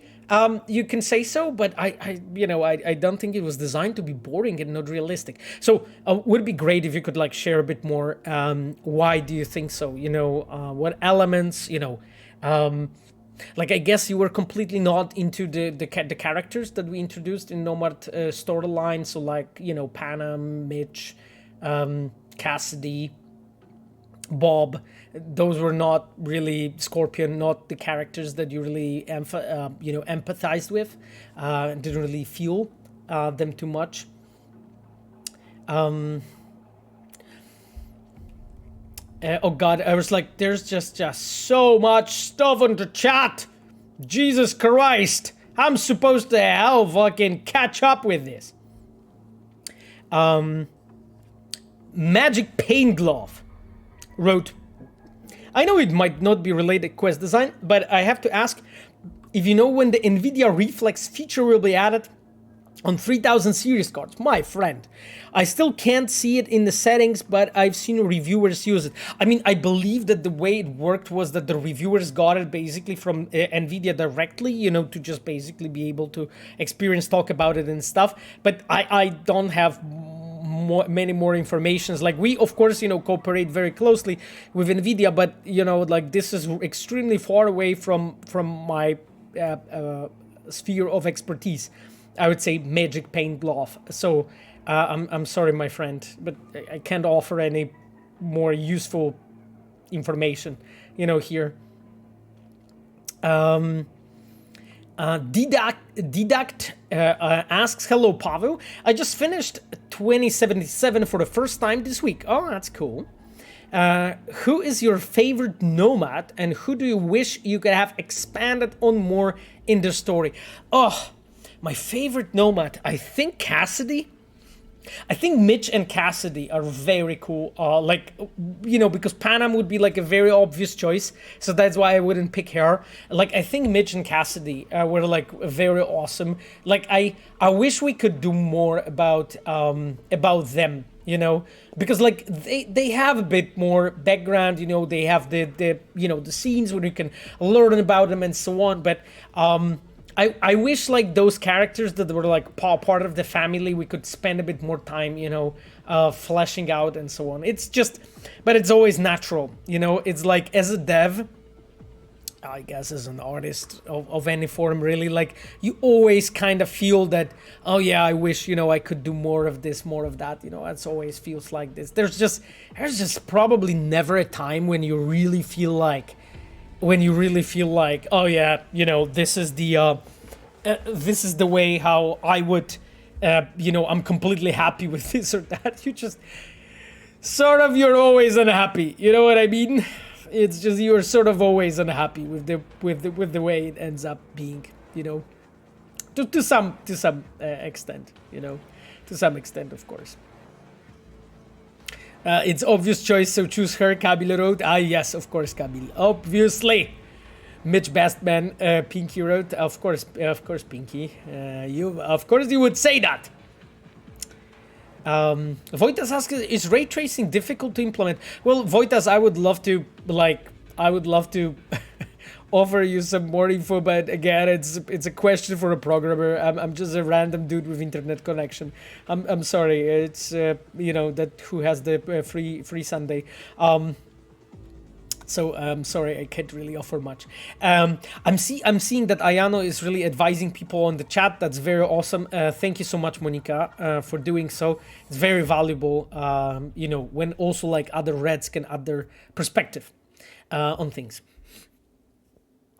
Uranium Bullet asks, in terms of Cyberpunk's immersive sim elements, like multiple ways to approach an objective similar to Deus Ex, is the team happy with how they were implemented and how they were combined with RPG mechanics? Oh, Uranium Bullet, this is the topic I would spend like hours talking about, my friend. Like, this requires like a proper dissertation, you know, almost to actually like really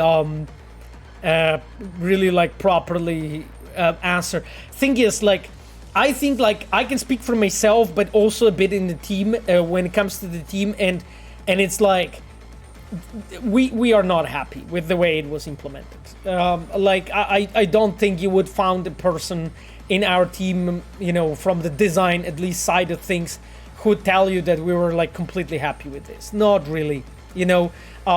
I think like we did too little emphasis on immersive sim elements in general, and in a way that was a conscious choice or half conscious, you know, and it's not good. It's not good. It shouldn't be like this. It shouldn't be like this. Like, I think when you're designing things, you need to know what the hell is identity of the thing you're building, right? Like, is it an immersive sim or is it not? You know, and the answer being in Cyberpunk right now, the answer is kind of, you know, and the kind of, this is not the answer we should be giving, you know, like, so I'm not too happy with that. Like, I think we did what we could with the time and resources and space we had,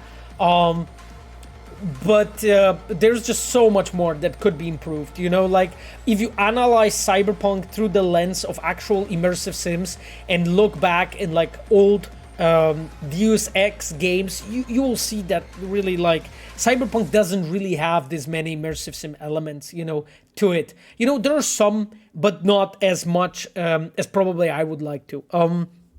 The thing is that, you know, when we were working on a game, like, it wasn't like a conscious choice to like be like, okay, yeah, let's add, you know, those elements or to remove them and so on. We sort of like, I would say, throughout the process of basically game maturing and design of the game maturing, we sort of arrived at the point when we realized that we should have put much more emphasis on it. But that was at the time when game was kind of done, you know, when game was almost released, you know, and the work on the patches and so on and everything past the release is of course, you know, partially also helping out and addressing that topic. But that's one of the very, very important, I would say, conclusions for us. And again, you know, I talked about it with many designers, with many directors actually internally in the studio, and I know that I'm not alone in this perspective. And I wish, like personally, we would add like so much more elements of immersive sim, and in the same time included it much more organically into the quests, you know. But again, that's something I know now. I know it now because I went through the process of making Cyberpunk and all the patches and now the expansion. Because I went through that process, I know, I understand it, I know how to do that.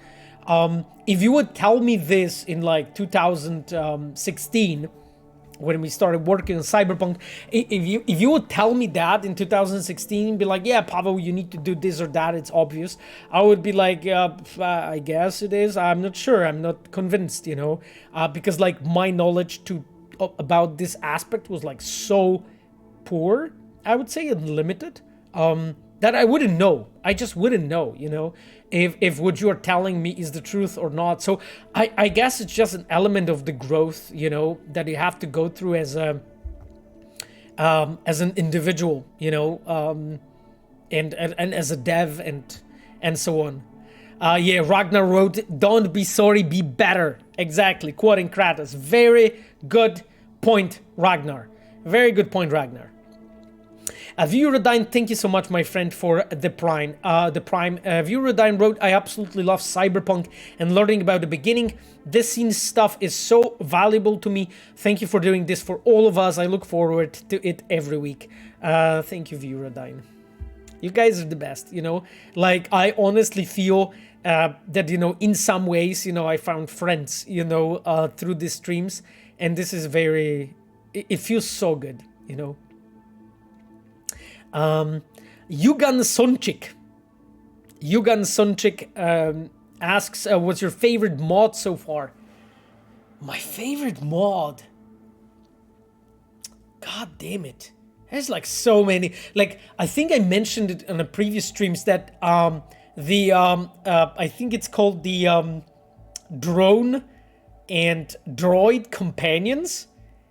This one's amazing. Fucking, it's awesome. It's so cool to, like, you know, drive around Night City with your like three other chums, you know, looking like chappies, you know, sitting next to you, you know, bouncing to the music and so on. Fucking love that. Like, I think this is like one of the coolest ones. You know, of course, Let There Be Flight. I think this is how it's called, you know, the flying one, obviously. Like, I think when you analyze that mod, you actually see, you know, why you know, we haven't done it, you know, for the game. But again, in the form of the mod, I think it's awesome. So Let There Be Flight. This is very cool. Like, the game looks from completely different perspective, and the mod companion, the droid companions are awesome. I think what else? Because there's like so many mods that I've seen, but is there anything that really sticks in my mind?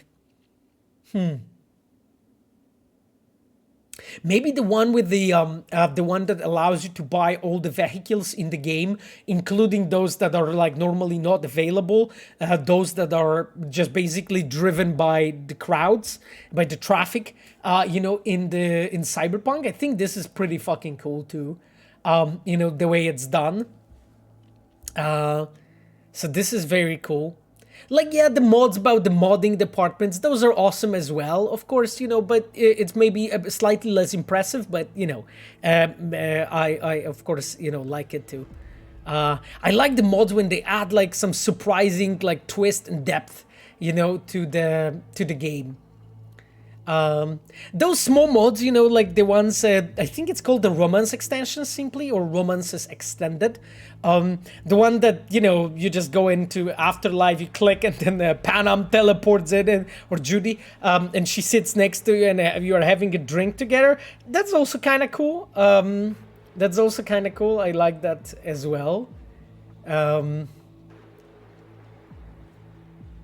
I wish, yeah, I wish we could have more stuff like that in the game, you know, when you have more time with the characters. Pavel 451 asks, have you been interviewed with Grid Online recently? I'm curious. I mean, I'm not sure if I'm allowed to say anything, Pavel. So I'm not sure if I'm allowed to say anything regarding this. So believe me, I will just restrain myself from commenting on this. You know, when stuff is there, then you will see it, or not. I'm not saying anything more. So yes. Would you want to see Cyberpunk spin-offs in style of the Thronebreaker? Resile Life says. I mean, that would be kinda awesome, I have to say. I mean, honestly, if I would have to pick where I spend my time, I want to build like next big games for you guys, you know, next epic big fucking bangers. Like, this is what I want to do. So like, you know, next games of the size of The Witcher 3 and Cyberpunk, those are the things that I'm the most excited about. I'm slightly less excited about like smaller stuff and so on, but like I love working on expansions. Like, I worked on, this is the 4th or 5th expansion that I'm working in my career in a game dev, and fucking expansion is so awesome, honestly. It's like one of the best things as a dev. Like, I remember times when expansions weren't like as popular as they are nowadays, you know, because nowadays when you have like a bigger AAA, a lot of them do have, you know, some form of an expansion, which is nice. So it's cool, but I remember times when it wasn't, and when they were like a novelty, you know, and I'm glad that we're at the times when actually the expansions are there, because it's great, you know, to like go back to the game that you have already done, revisit it, you know, like make the, you know, enhanced edition or like the director's cut version, as you know, Disco Elysium crew made with the with their final cut version. So it's great to go back to revisit, to add stuff and so on. So I really like working on that, to be honest. But the spin-offs itself is in the form of a small game. I mean, yeah, you know what? Like, I think like at some point in the career, I would definitely probably feel that that I can. But at this point, I just want to do some bangers for you guys. You know, like really big games and you know, really big games and really great experiences. You know, that's just my point of view, my dears. I literally just realized that it's 8 minutes already to 10 in Poland, and we should be playing the game. Holy fuck. And we are just chatting, and you know, like I quite like the fact that we're just chatting, but holy shit. This stream is about me playing Cyberpunk, not about, you know, just talking about stuff. What's your first job at CDPR, and as a quest director, what set of skills you need to become one? Strictly9 asks. So my friend, my first job was I was a quest designer. When I joined CDPR, I was in my previous company, Reality Pump, a lead quest designer and lead writer on the Two Worlds 2 and Two Worlds 2 Pirates of the Flying Fortress. So I already had plenty of experience with storytelling, as a quest designer and writer when I joined, and I was a specialist, and then I became a senior, and I worked as a senior on The Witcher 3, and then I became a lead on the Hearts of Stone and Blood and Wine. And I've been a lead for Cyberpunk, and then became a director after shipping Cyberpunk. And I'm a director for Quest Open World Cinematics for Phantom Liberty. As for my friend, as for skills that you need to become one, I guess you're asking to become a quest director. Well, I mean, the quest director is a combination of many different things, because like, it's my experience as a game dev, because I am 18 years now in game development in general, from like really small indie titles to bigger games and so on. so like 18 years of experience was like one thing. Second thing was I made many different games on few different positions, from starting positions to lead positions to managerial positions. I was able to learn, you know, how to manage people from very small team of like 2 or 3 people that I had in Reality Pump to the team of 60 that I have right now. This natural growth sort of from a very small team to a really big team actually was very helpful for me, because you need to go through like many different sort of situations with many different people to actually really get to learn and grow, you know, and understand how to actually handle certain situations, you know, how to mentor people, how to train people, how to hire people. So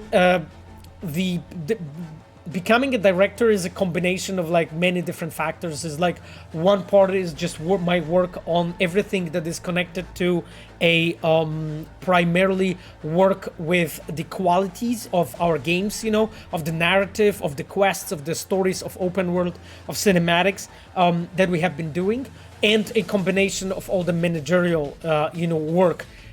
So basically hiring, growing the team, mentoring, and building all that stuff. So I think those are like 2 biggest factors that you have to learn. But to be frank, like every single day I'm learning, you know, what are the new things and what are the important things that are actually I have to learn, you know, to just be better, you know. Mr. Greg himself, thank you so much, my friend, for the Prime. I really appreciate you. Thank you so much, guys. Mr. Greg himself, right? If it was up to you, would you consider adding some of the current Cyberpunk mods to Project Orion? Huh.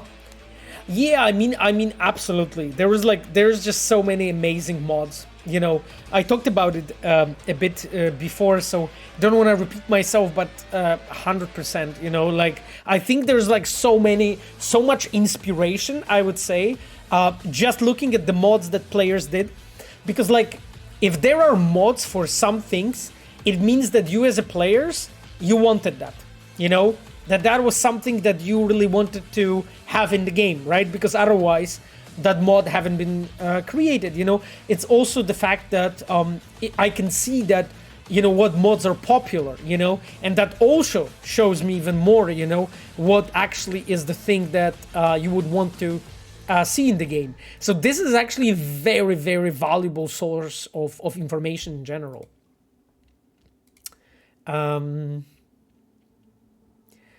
Graves asks, are there any missable hidden quests like the Highwayman that we haven't found yet? And which do you have if your favorite non-main quests quest lines? I mean, my friend, so did you guys miss anything big? I would say no. However, there are some things that you didn't find at all. And it's the same thing as when you look at The Witcher 3. Like, some things took 7 years, and I don't think you have found everything yet. Like, there are some things that I've spoken about recently, and everyone was shocked from The Witcher 3. So I don't think you have found everything in Witcher 3 yet. So in Cyberpunk, it's just like, you have kind of scratched the surface, yeah? Are there any big quests? I don't think so. But there are some things that are bigger than you would probably expect that haven't been found or discussed. Because, like, have in mind that for me to know that something was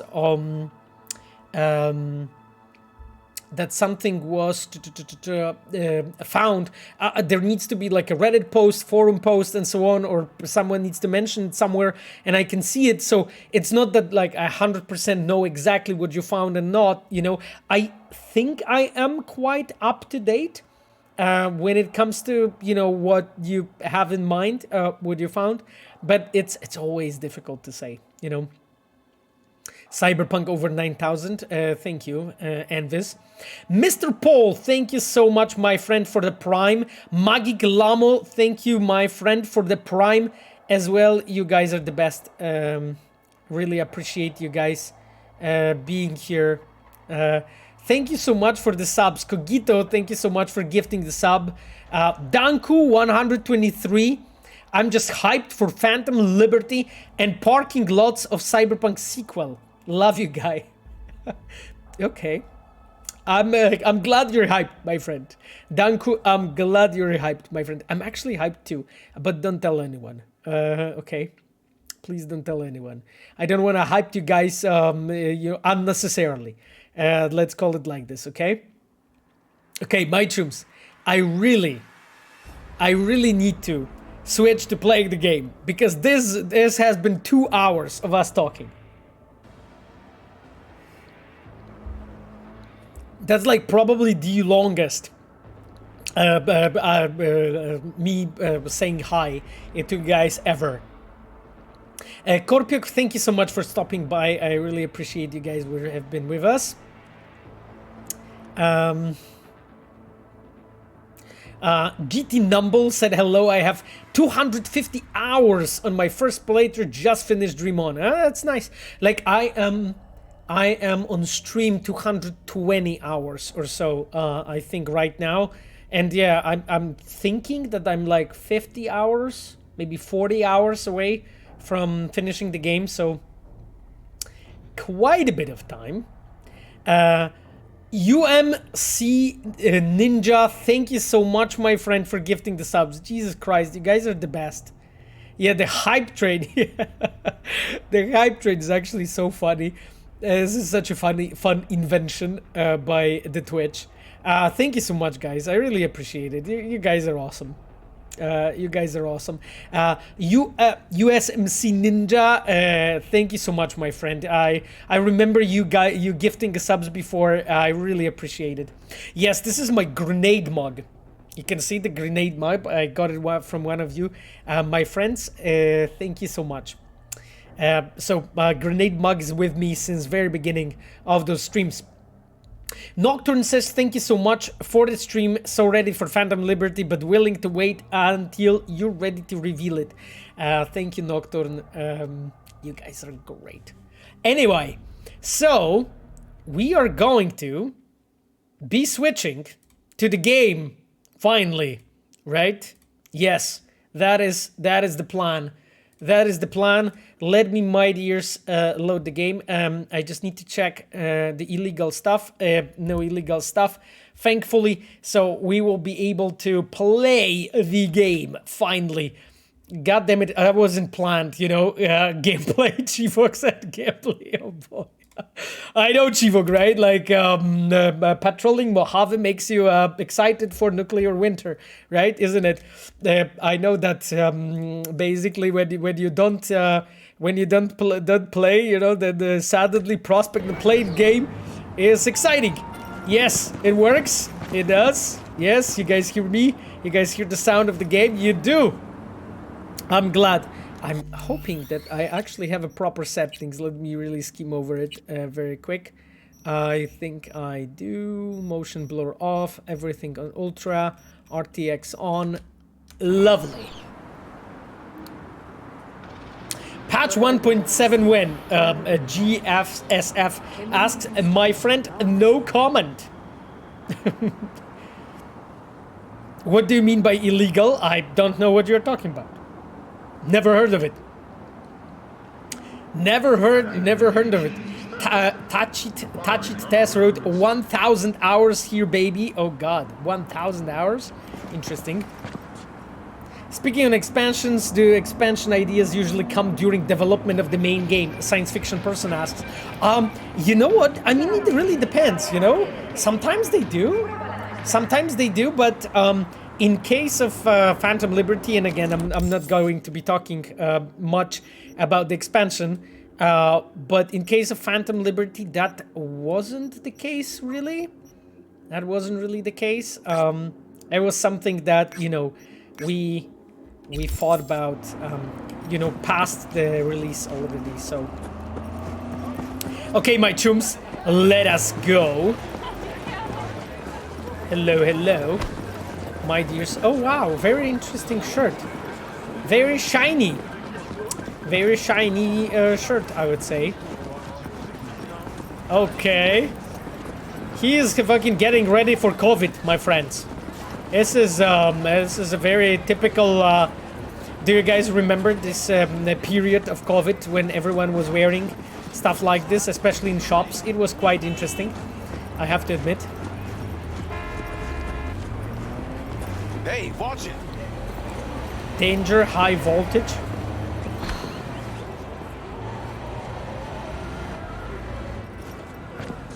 What is this place? I haven't been here. Wait, what?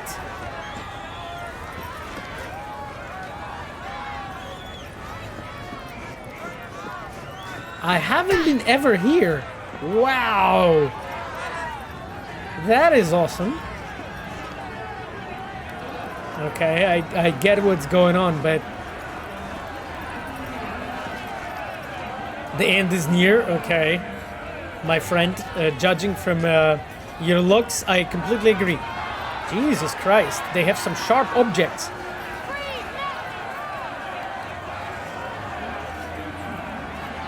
I've never seen this scene actually before. So this is like a main precinct of NCPD. That's very cool. Huh. You learn every day, you know. I always hack the mechanical bot in the background to go psycho. Bits asks, Jesus Christ, you guys are breaking the game. The hell? Jesus Christ, this place is really, really crowded. What should we fully expect from the expansion? Faurin asks. My friend, you know that they can't talk about the expansion. Can we do it like this, that, you know, we will ship something cool for you guys. We can have a deal. We will ship something cool for you guys.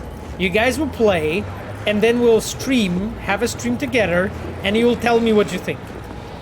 Can we do it like this? I think this is a fair deal, you know? I think this is a fair deal. Out of my way. Where is this place that I'm supposed to get to? Yugano Sonchik. By the way, will be more content for Badlands area? I like to replay the convoy and also big New Vegas fan. My friend, I mean, I appreciate your comment, but sadly, I can't talk about it, as you can imagine. Let us go. Yes, NDA, exactly. I will tattoo the NDA on my forehead, my friends. You know. NDA is like one thing, but second thing is just simply spoilers. Spoilers. Do you know the release date? Zibok asks. I cannot comment on this. No talking about the release date.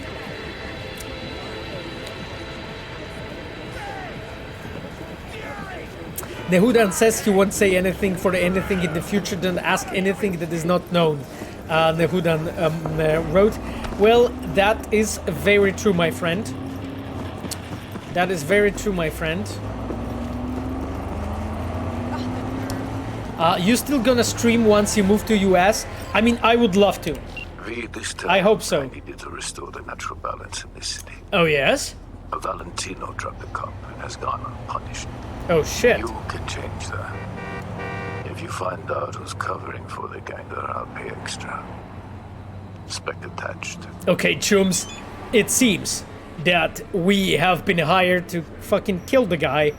Interesting. Neutralize Jose Luis. Interesting. Okay, Mr. Padre. Gun for hire. I came back, guys, and Pavel Sasko Wojtas wrote. That's good. Moving to US, what MM Sion asks. My friend, yes, I'm moving to Boston to work on the Orion, which is the next Cyberpunk project, my friend. So, yes, I will be one of the chums who will be working on it.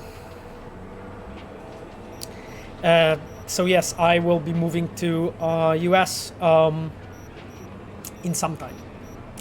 Not mentioning anything more, but yes. I'll keep you updated, my dears. So, a few weeks ago, a police officer was shot dead. Same old story. Some Valentino kids got into a scrap with the badges. The fatal piece of lead was shot by a ganger named Jose Luis. The investigation was dropped and officers from the local precinct were told to back off. Pretty interesting turn of events, wouldn't you say? Jose must have some friends in high places. Huh. Here's the deal. One of the officers wants Jose to be brought to justice, which is where you come in. If you happen to find out who's protecting the Valentino, I'll throw in extra. Good luck. Oh, so we can investigate. Cool. Okay, chums, you guys are ready?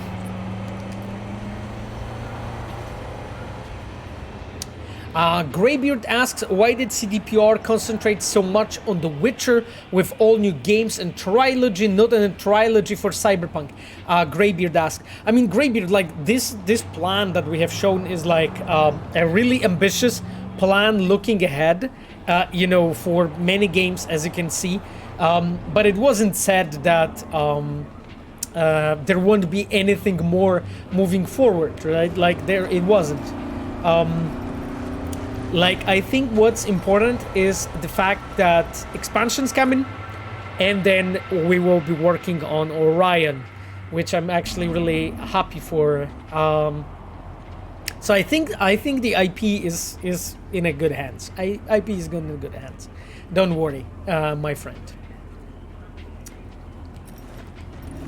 Yeah, Jose Luis talked about the upcoming content. He has to go.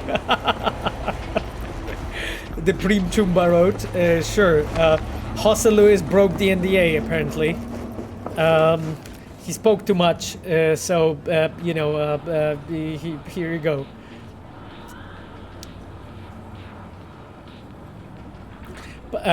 Please say The Witcher 4 will be ready before the first atomic plant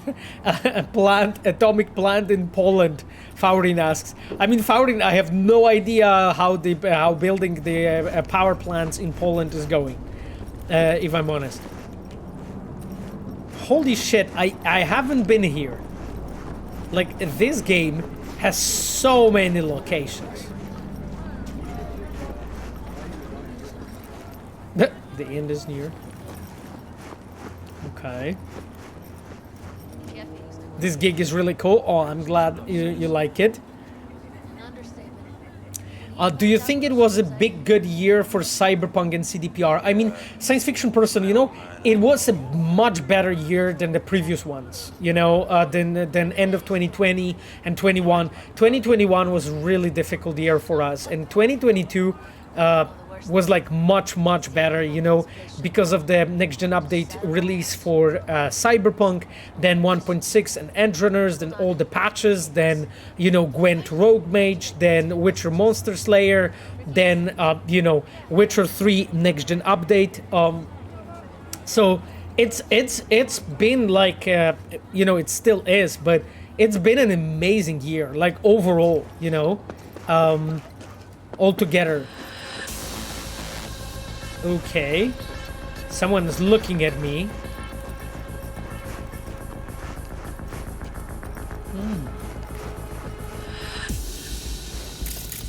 Let's neutralize this camera. You guys are proud of me? Look at this. I walked in and I deactivated it. Ha! I'm so good in this fucking stealth. Like, stealth is practically my middle name. Look at this! ¡Ey! ¡Ey, pinches ratas! ¡A la chingada antes de que las vea! God damn it! I spoke in too early. Oh shit! Oh, I'm totally dying. I'm totally dying. Am I? Oh, fucking hell.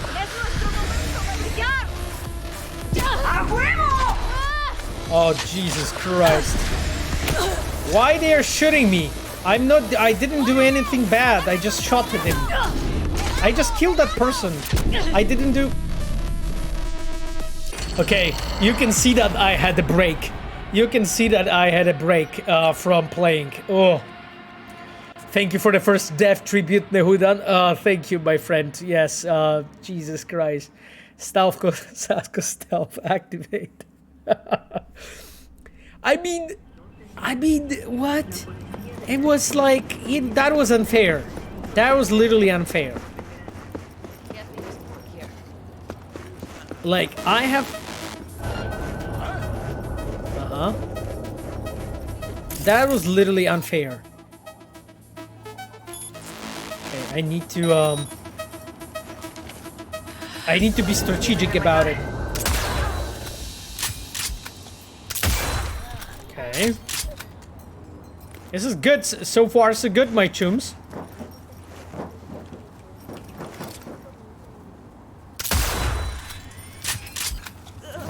Yep. It's going well. Just a trial run. Okay, chums.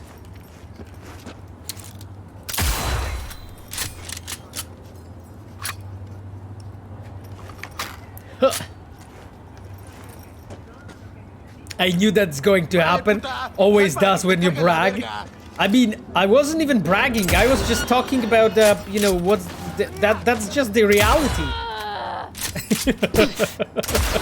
Oh shit. I have legit shot that fucking wall. Mierda! Puta madre! Okay. That's not good.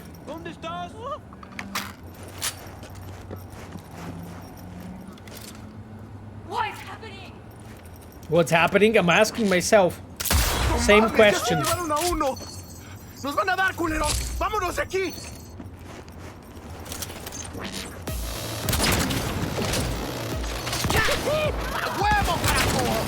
Shit! Wow, okay, this guy. Okay, let's use the cover. Look at this. Look at this, guys. Are you proud of me? I'm using covers. Ha. Yes. Oh, yes. Come over here.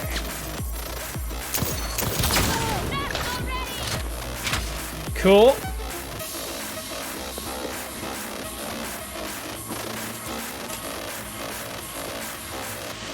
Suffer with lead! On my way!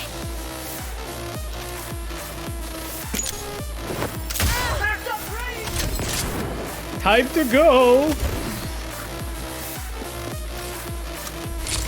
Fuck yeah!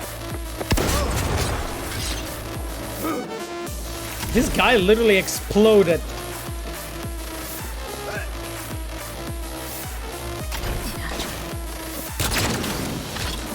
Oh shit. Oh shit, I'm totally dying now. I'm totally dying. Time to go. Time to go. Jesus Christ, this is like so intense. Okay.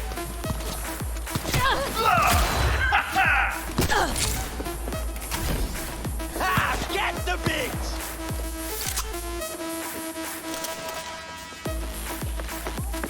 The fuck?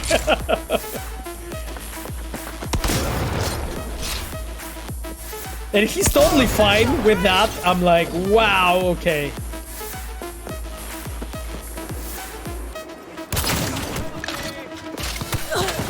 Bleeding like a... This guy looks like a Takemura. I feel 272 is incoming. No, it's not, my friend. You have no faith in me. Look at this. LCS Pavo is back.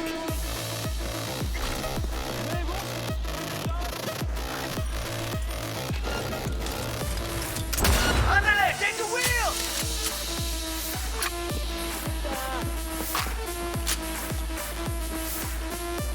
Where the hell are you? What the heck? Okay. Learn to swim? Why should I learn to swim, my friend? Don't lose faith! Besides, I believe V knows how to swim. That's like,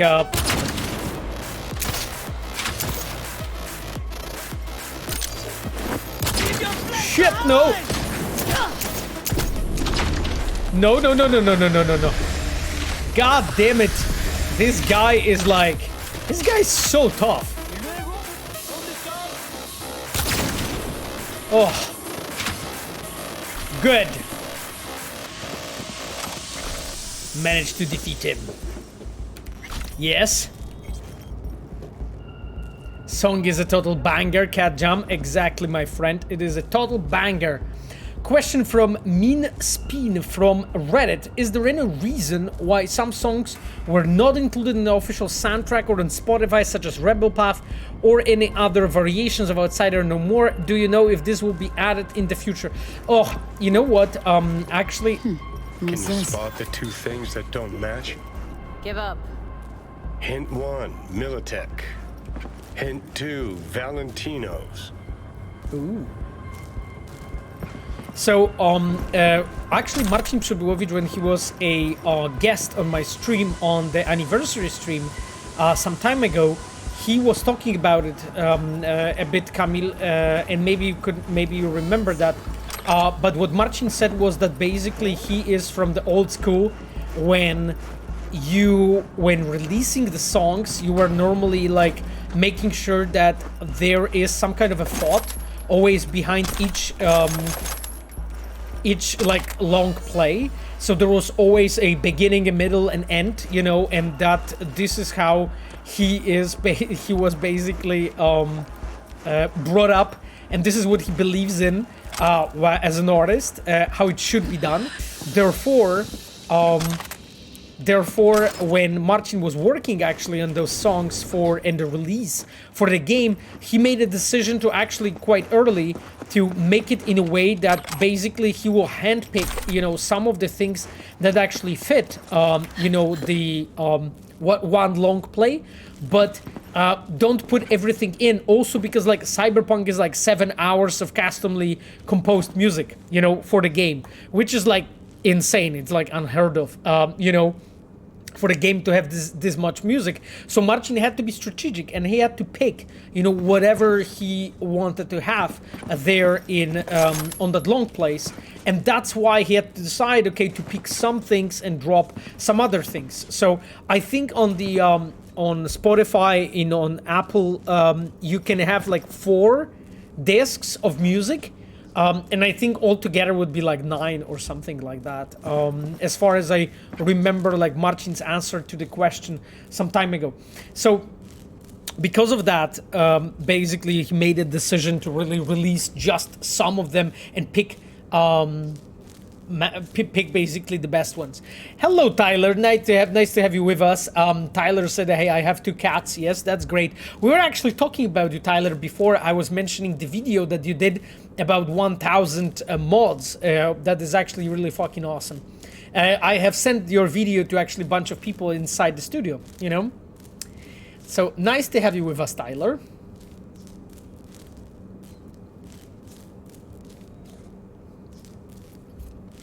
Let's check what Sani Gavira wrote to Valentino's. Sani says, "A friend of many years fell in battle during a shootout with NC Pigs, Gonzalo Rivero. He was like a brother to us. If you want to pay your respects, not like it's a fucking choice, go to La Catrina Funeral Home. Praise be to Santa Muerte, and remember, she gives life as she takes life." Interesting. The porno BDs we know quite well, don't we? We read that one before. Let us actually check some other stuff. Surveillance systems. Okay, let's just turn this off. What files we have here? Oh, interesting. Interesting. So those are the files about those cars. Very interesting.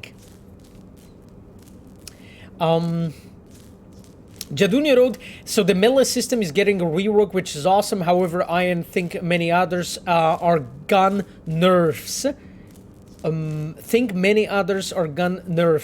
I love everything that shoots. Oh, you mean gun nerds.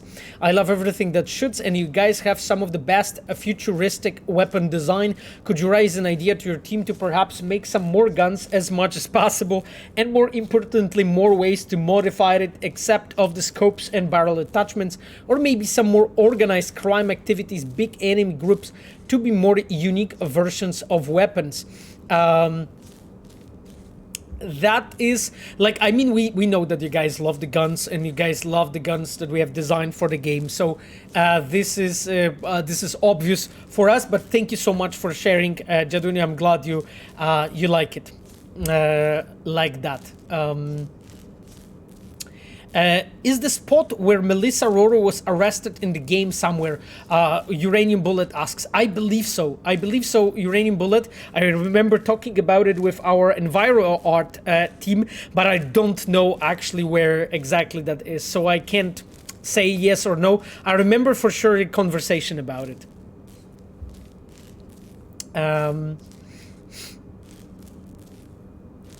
Isn't that the guy's funeral? Other quest? That's sick. Yes, Graves. We actually even played that gig before.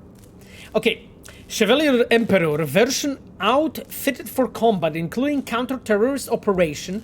Model can transport up to 9 personnel, 1 driver, 1 unit commander, 7 unit members, and a moderate cargo load on board.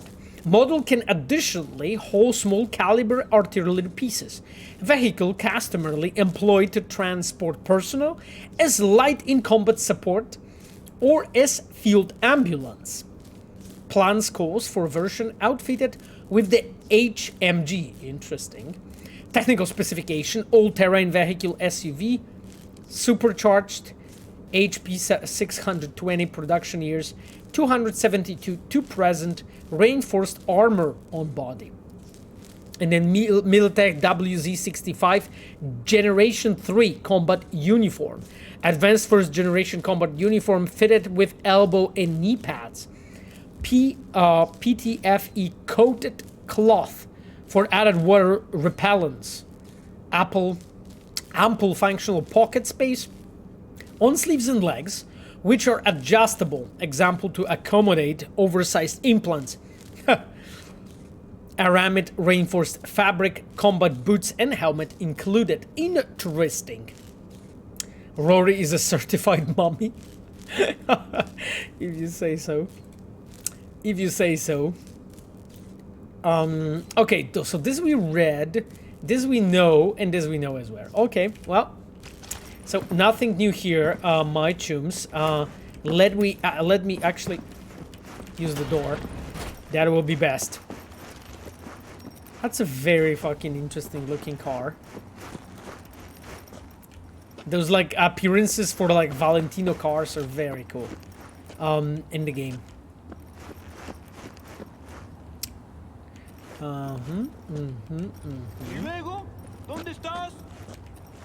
And here's the boss.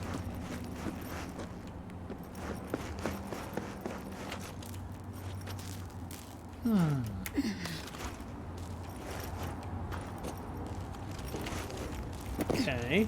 It's cool that there's like so many different entrances and so on that you can play it through. Okay, here we've been.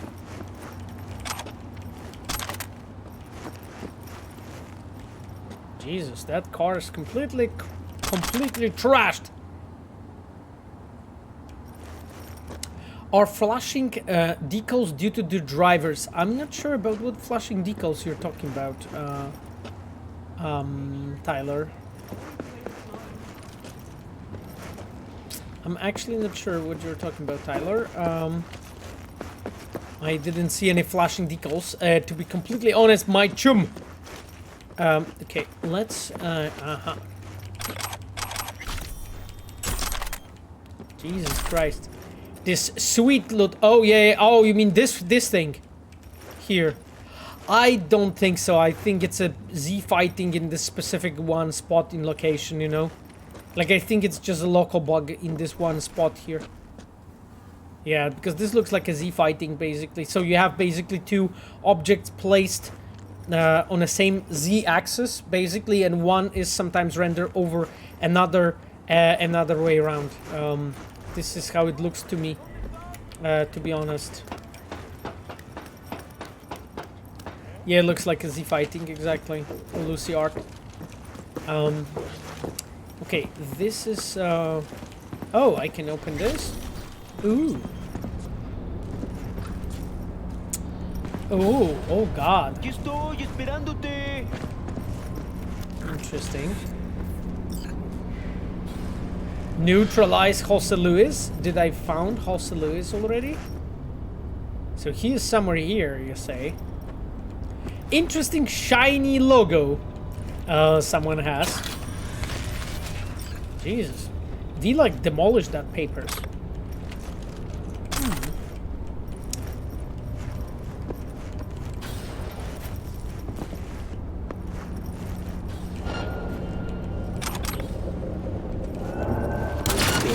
Oh, that's Jose Luis.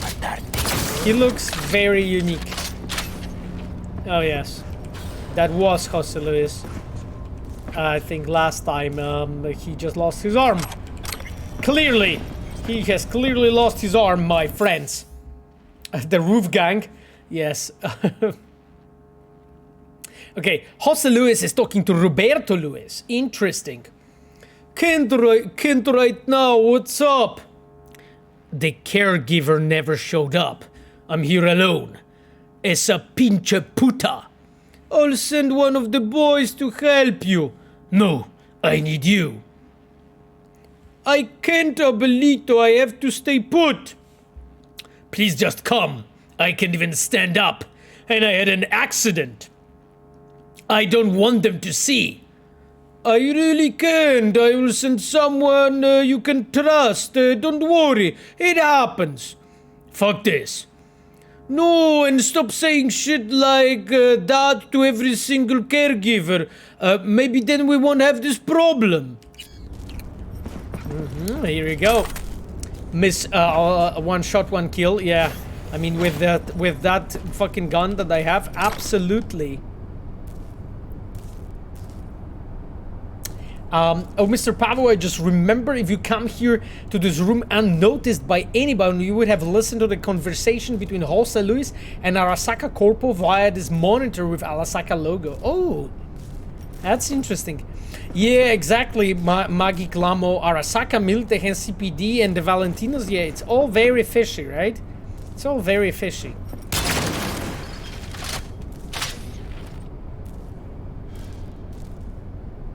There's a lot of cockroaches here. Anyway, let me actually investigate and see what else we can find here. Okay, Santa Muerte heat resistant something. Didn't manage to find out why NCPD dropped the investigation. Let's investigate, my chums.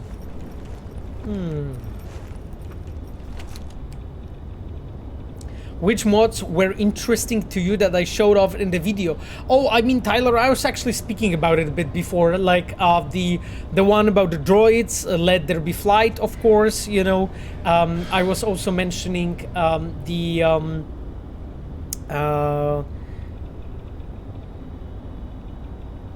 well, the UI mods, no, but definitely the ones that allows you, you know, to have your droids, and the one with the flying, those are the ones that I mentioned.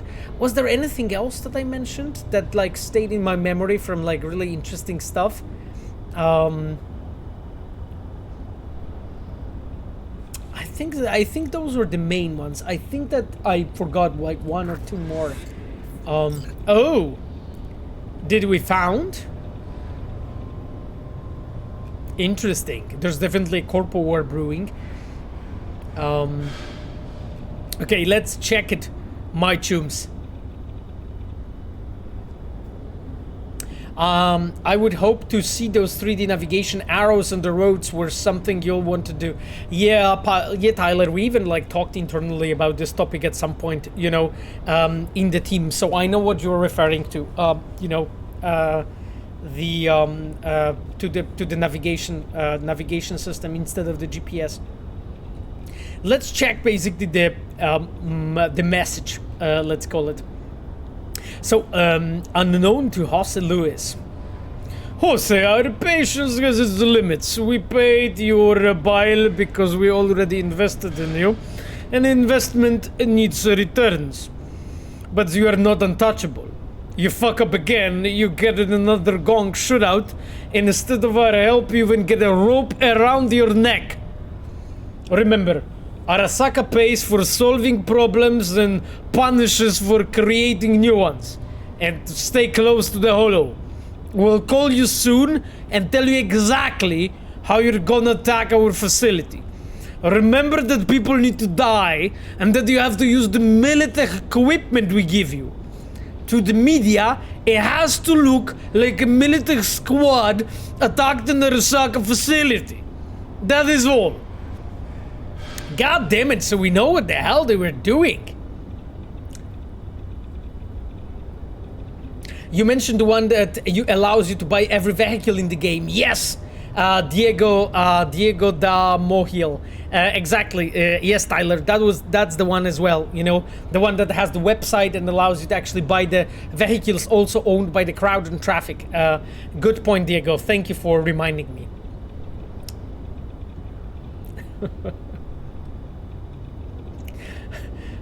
Jose is definitely hiding something from us with his friends, with his voice and friends. I like it how two-thirds of every character Pavel dubs is Russian. Seriously? That was not supposed to be Russian. That was supposed to be Hispanic with broken teeth. Sorry, I'm doing my best to bring variety. Sani Gavira again. So with Sani we remember the voice. Our friend of many years fell in battle during a shootout with the NCPP pigs, Gonzalo Riviero.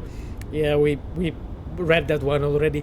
He was like a brother to us. If you want to pay your respects, not like it's a fucking choice, go to La Katrina funeral home. Praise be to Santa Muerte, and remember, she gives lives as she takes life. Lol, with broken teeth.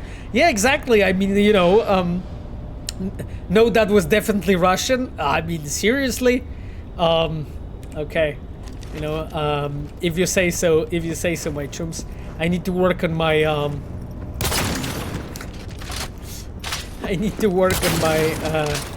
fucking hell, I love destruction in this game. I need to work on my talents.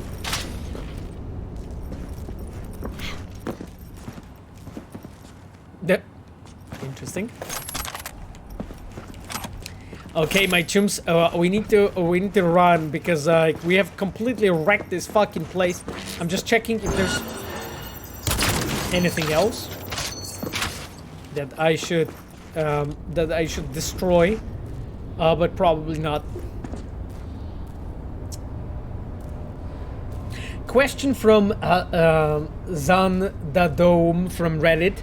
During Lightning Break's quest with every console activation, V suffers from EMP, but later while escaping, Johnny appears in the car and his dialogue that should probably have happened while activating that console, not later. Was this quest designed differently before, or why does this happen so out of sync? Oh god, my friend, I have no idea, to be honest. Like, this is such a specific question that I'm worried that we will have to ask like the quest designer that built that specific quest. I honestly, Come on, give me oh your shit! worst.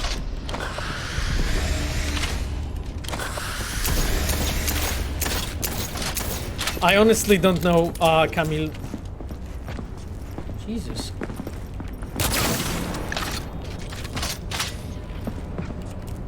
I was not expecting those tubes.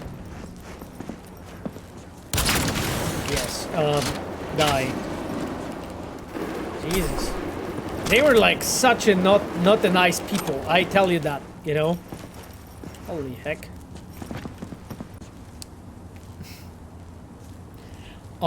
Why does Anna Hamill seems to play such a minor significant role? She and the gig related to her are referenced through several different areas and gigs in the game.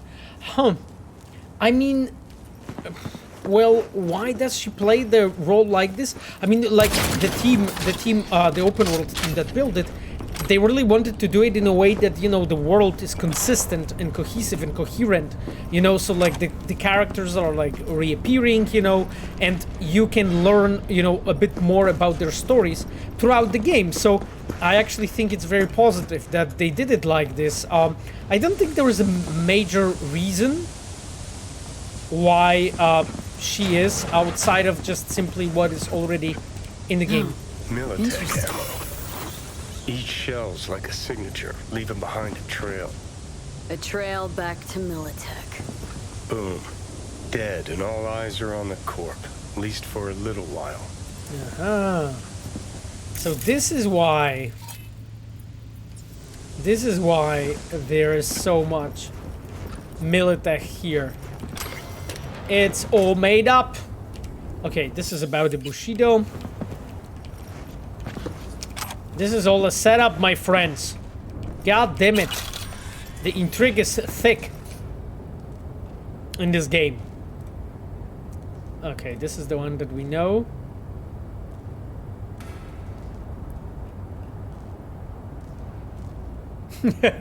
I don't think I know this one. I need to check it. Basically, like this one. Ganshchuk Miyagar Shunjurin is talking. Okay, let's try it. Oh, greetings. My name is Ganshchuk Miyagar and I'm a Mongol techno shaman. I come from Ulaanbaatar, where I give help with people's cybernetics and spirits. I help many people corrupt with evil spirits that live in all cyber implants. Many commit suicide. I write to you because I have been kidnapped by several agents who make experiments on me to learn my abilities and make money. I break into their network to send this one message before they notice me. I ask you to send money to attached account so my family can pay several to free me. Please save my life. I will return the money and more when I'm free. Thank you. Ganshuk Majarkarishigringin. Okay. It's a very, very interesting story. Who would have thought? Well, Plot thickens. either they're planning a costume party, or they're gearing up for a different sort of party. I'm intrigued in either case.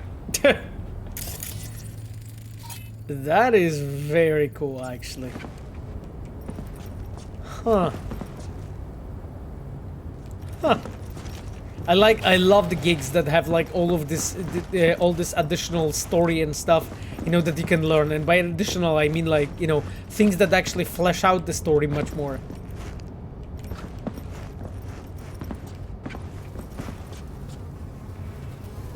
I mean, he's not a Nigerian prince, so seems legit. Diego wrote, yes.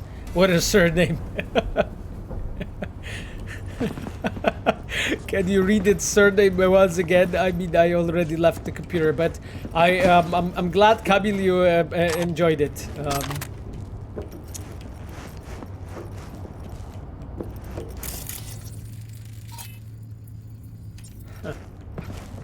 I love the gigs with like you know, just a lot of story, and by a lot of story I mean like, you know, just this context. It's so cool.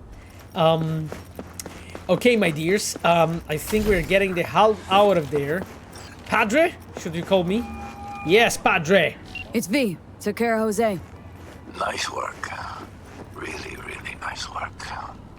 Did you learn who busted him out after he killed that badge? Okay, did we learn? Arasaka, nope. How many hours have you played, like, on this save during the streams? 220, like, 5. Something like that. At this point. I think, like, I'm, like, 40, 50 hours away from finishing the game. Okay, let's say it's Arasaka. Arasaka. Arasaka. You're telling me a megacorp was involved in the killing of some ordinary beat cop? Yeah, it Joffrey's seems death so. was an accident. Jose was covered for another reason. I'm still listening. He and his crew were hired to launch a full-blown assault on an Arasaka facility, and do it using Militech equipment. Yeah. Attacking Arasaka. On Arasaka's behalf. Shit. You need to get out of there. You know more than you're telling. I could say try to find out more. I could stay. Seeing as I'm already here, I could stick around, try to find out more. Won't find nothing you don't already know. Location's already blown. Yeah. You know more than you're telling? You know more than you're telling. Spill. I'm just speculating here, but Out with it. there's a good chance that Arasaka's looking to pick a serious fight with Militech. Maybe even all-out war. And? Jose's hit was meant to be their excuse? Kinda slim, don't you think? It's not just Jose. I've heard of other cases. Same MO. This runs deep, V.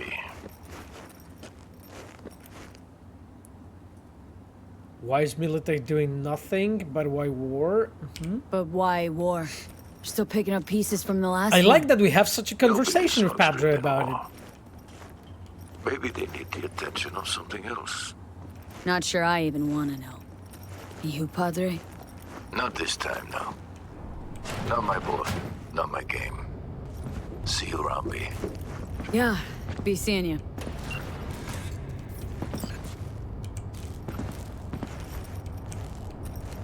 Okay. Oh, the bonus is ready to be collected. Let's forget this ever happened. Get closed. Okay, sure. Sure, Padler, you can count on me. You can count on me. See the ladder go down? Oh, it's here, Camille. Interesting. Ah. Wow, okay, that is very cool.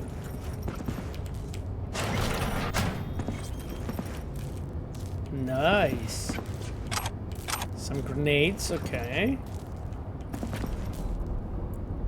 Damn, this is very cool jacket. Maybe we can do the like a next visual set because we have like collected some clothes and stuff already. So maybe we could do the you know visit in a wardrobe and really like dress up nicely. Because we have like those wardrobes. This sets. Oh, this looks cool. This looks awesome.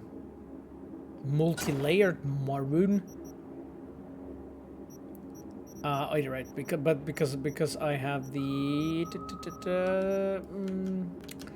because I have the wardrobe set turned on. Oh, it's a cool jacket. It's a cool short jacket on V.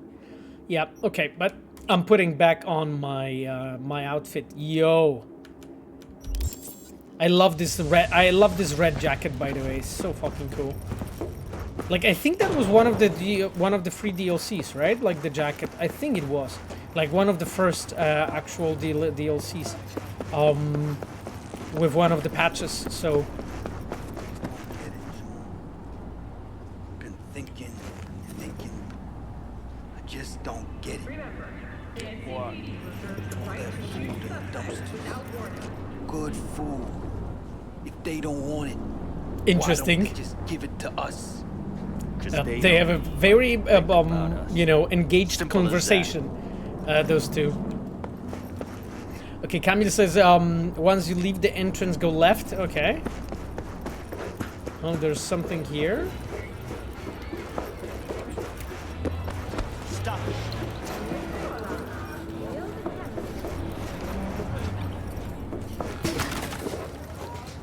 That's probably not what I was supposed to do. I assume. What?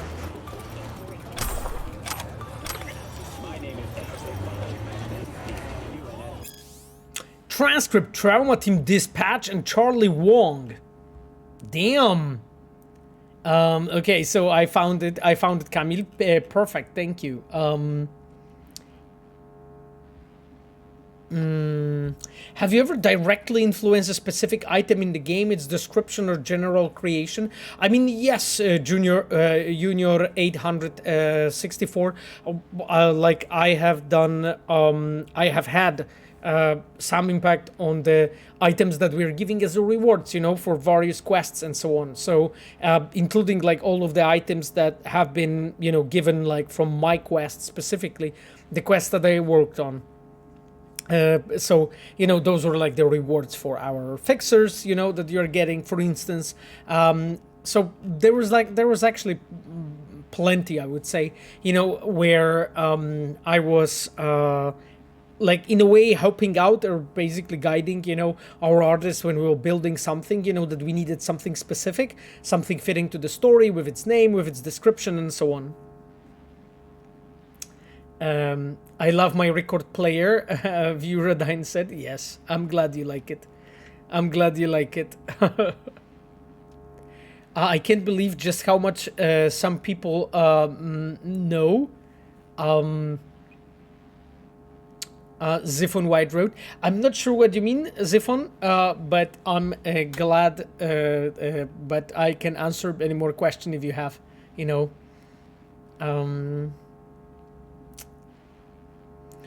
Do you see Patrick Royevsky in Cyberpunk on Billboard? I didn't. No, I didn't see Royo, but I'm not sure. Like I met Royo many times actually. You know, during Witcher 3 and Cyberpunk. But I didn't see the billboard that he's with. So I'm not sure which billboard you're referring to. Okay, my chums, let me actually check it. Trauma Team Dispatch and Charlie Wong. Where the fuck are you? We apologize for the delay. We must resolve a formality before our service can be provided. The fuck are you? Ugh! Sir, are you in pain?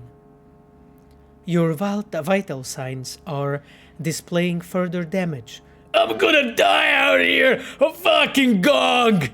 Die, you fuckers! Would you describe the situation you are currently in as a life-threatening? Come on!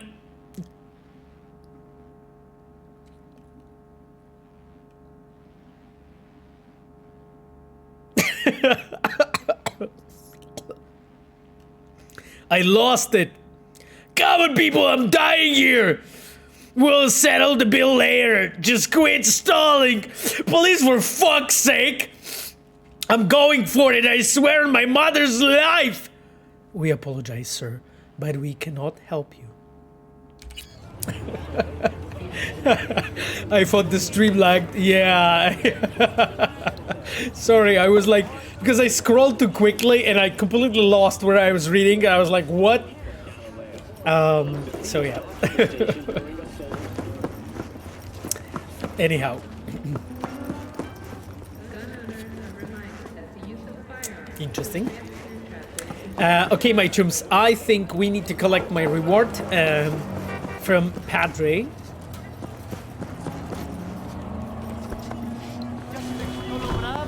Kane's slogan, "A return to unity," sends a clear message of I'm stealing their car, you. Quote, strive for unification on every possible front. What the fuck happened According to an N54 You guys can't drive. They drive like worse than me. 78% of Night City residents would like their The city US to medical remain. system in a Time nutshell. will tell if the hopes of these many people will be realized.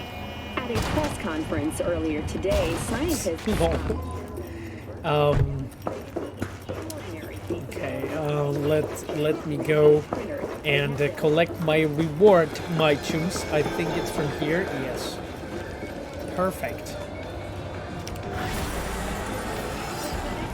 Okay, I just got some money, so that wasn't much.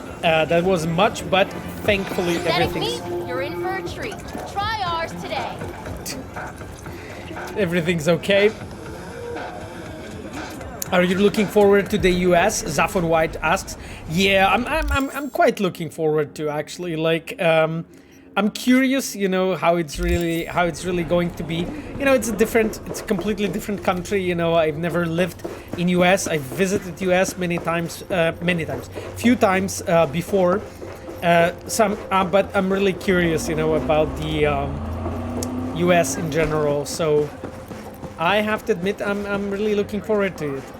Ray tracing this game looks amazing. Voitas wrote, yeah, I mean, like Cyberpunk is such a perfect game actually to showcase the locate Cyberpsycho, okay, to showcase like the ray tracing, you know, because of all the neons and lights and stuff. Okay, it's here on the pier. New season's coming. Hell yeah. And he's in it. Okay. Find the Cyberpsycho. So we are like sorta here. I suspect it's gonna be like here or something. The US medical system is really sad. Tyler wrote, yeah, I know. Relentless Chaos wrote, I have a Witcher tattoo on my right arm and getting a samurai logo on the same arm in December. Lots of love from Ireland. Thank you so much, Relentless Chaos. That sounds cool, my friend. That sounds awesome. Oh, it points me out up there.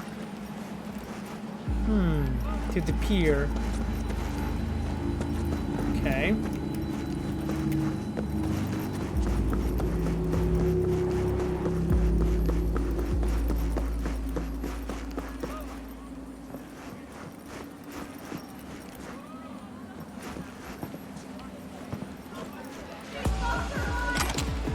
Interesting. She keeps grenades basically in her shop. Very useful, I assume.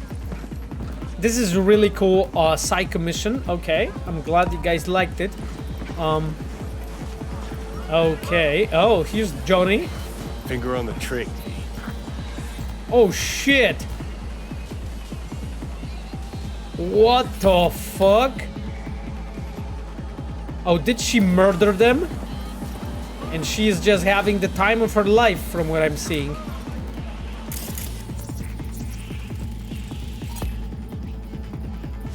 Appearance, face identical to that of her assistant, multiple post-mortem wounds, possible crime of passion. Jesus. Killed while posing by the sea, crawled over the woman to hold her hand while dying. What the hell? A buff man in a cheap suit, equipped with a cheap, basic cyberware. There was likely security on the set. Dao Hyunh. A woman with heavily modified Netrunner cyberware and long, sharp blades. I'm leaving. I'm just checking clues.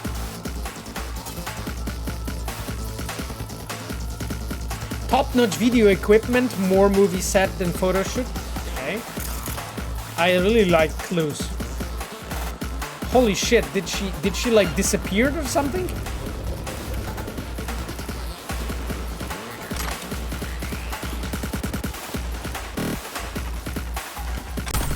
Oh, legendary upgrade components, that's cool. Okay, my chums, I think we need to face her. Right? We probably have to.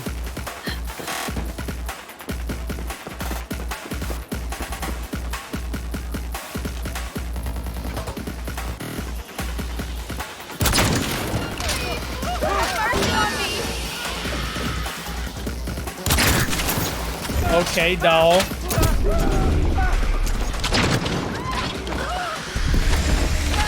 Okay, chums, time for some LCS action. What the fuck?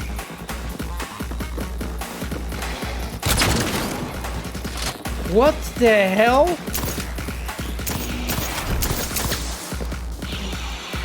What the hell? Okay, I have to admit that she surprised me while with like when she like jumped on the roof.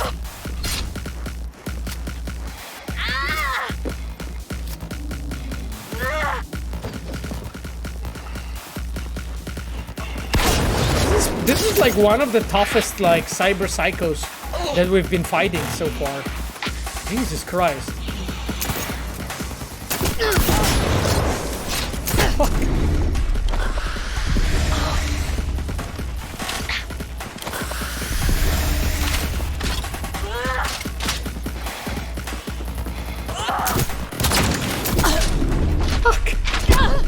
Oh! God damn it, that was like... She beat my ass. Oh. That was like... Voitas asks, do you live in Warsaw? Yes. Yes, I do, Voitas. Thank you for the second death tribute today. I mean, my friend... I have to admit, that wasn't intentional.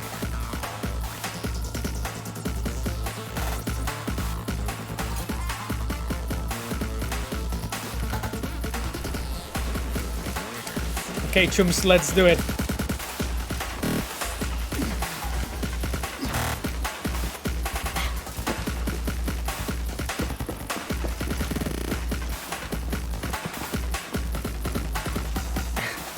Why don't you live in Peace Saw? I don't know what Peace Saw is, my friend.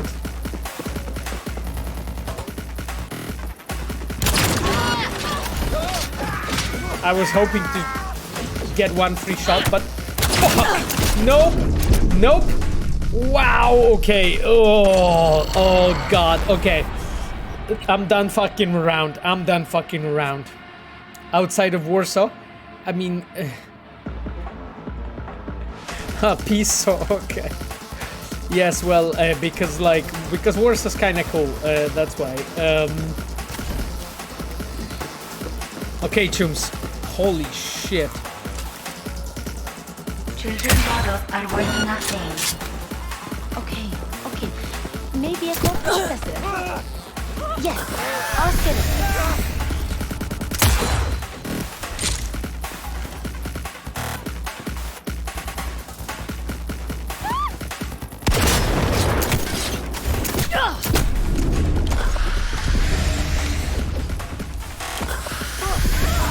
This is like fucking, this is Dark Souls.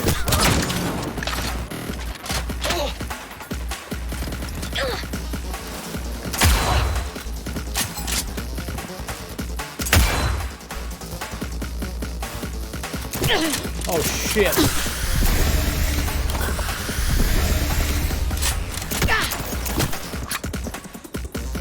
Woo. 274, nope. Shit, we have like pierced that billboard.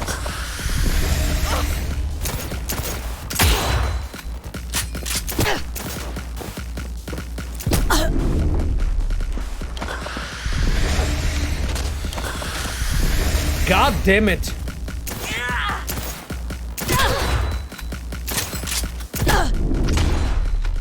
Roof is OP, if you say so.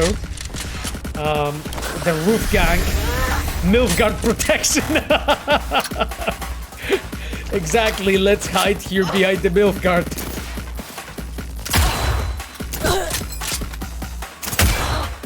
Jesus Christ.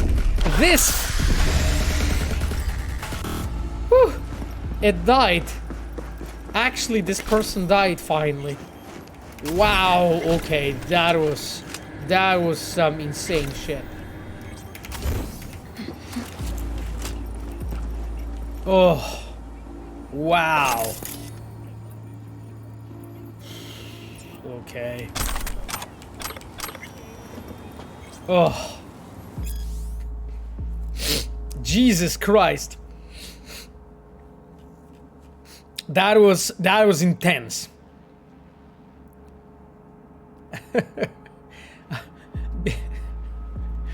Beats Road, I'm new here, I'm catching up. I mean, nice that you're with us. Sorry, I'm just not sure. Not sure if I follow. That was the first 6 months of gameplay. Glad grenade stealth was legendary. Or great, thank you. Can we get you to play CSGO or something similar with that aim? No worries. No worries, I'm definitely like really suited with my skill set for that. Hard fights like this are good because you have to use your tools and it makes combat more complex and interesting. Makes Mr. Implicit wrote, yeah, I mean 100%. I really like this. I really like when it's like that. Who said reality show was easy? Yeah, exactly, Askeladd. That's a good point, you know? It's a good point, it wasn't. Wojtas, everyone, and Paweł, good night, and Karluchy pod poduchy. Karluchy pod poduchy, Wojtas. Have a good night, my friend. Okay, let's check that message from Linach to her sister. My dear sister, the time of revenge and the white light of frost-white chrome and contempt has come. When you wake in the cold fluorescent light, remember how you humiliated me at thy wedding. How I became the laughingstock at Night City thanks to you and Mr. Stodprank.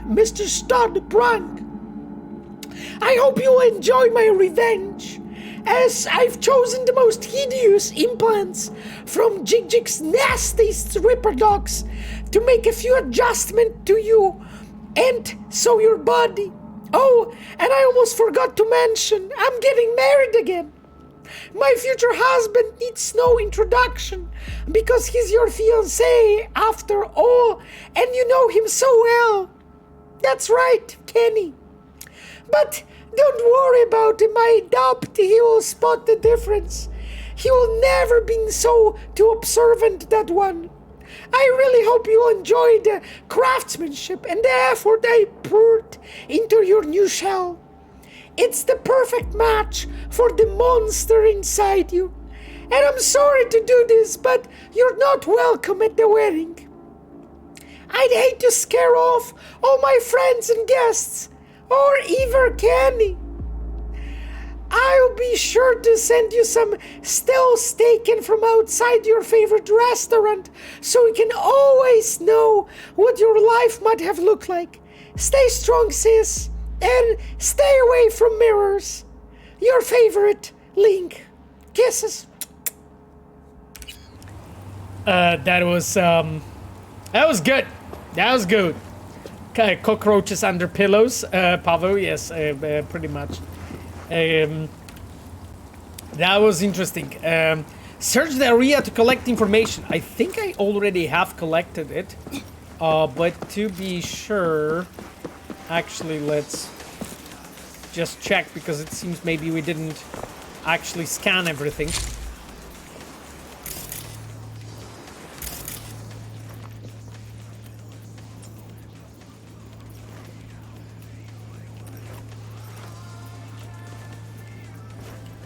I'm not sure if we found everything already.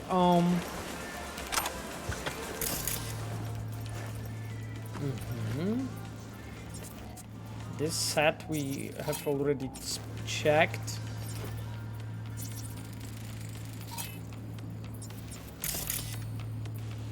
Corpse, casual clothes, no makeup, not camera ready, likely cameraman or other person from the crew. Interesting, okay. Production set, top-notch video equipment.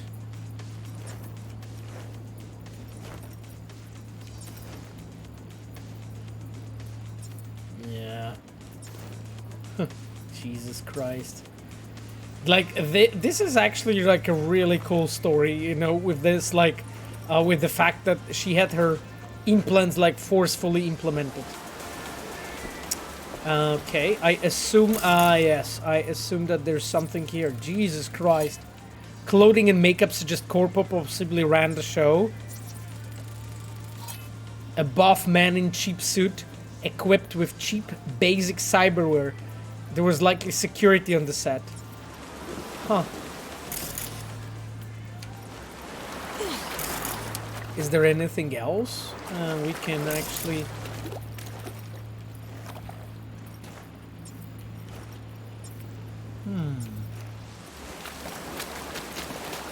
Because they were like, they have like fallen off from here, right?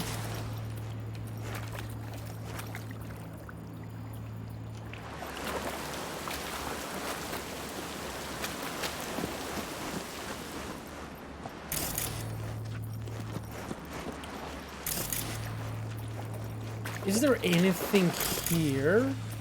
I don't think it is. I don't think there is anything here.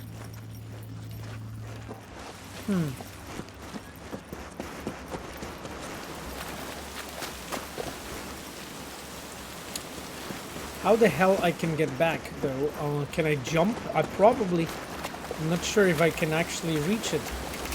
Even with double jump I can't. No. I think there was a staircase here, yes. Loot on the lady? Was there a loot on the lady?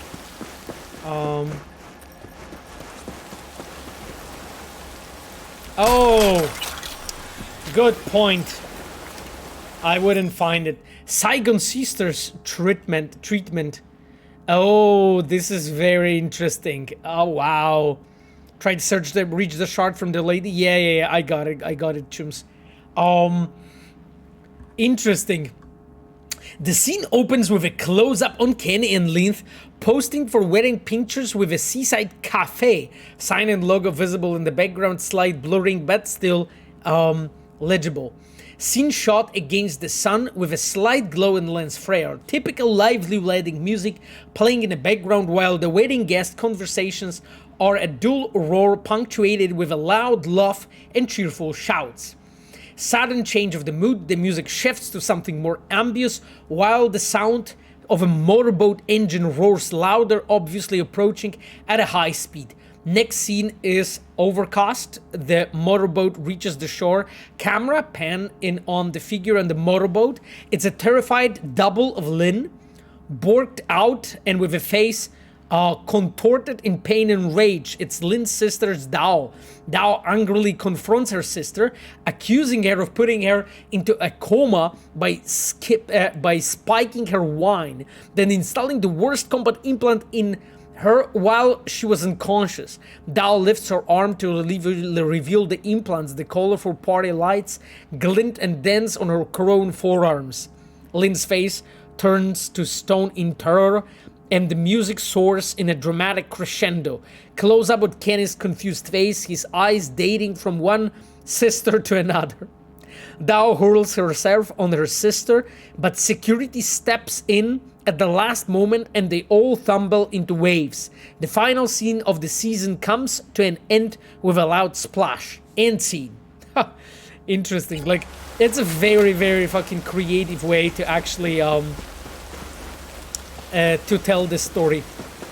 Okay, should I search it even more? Because still the objective is to search. But I think I found everything here. The lamp has fallen. Okay, we need to, I think, go upstairs.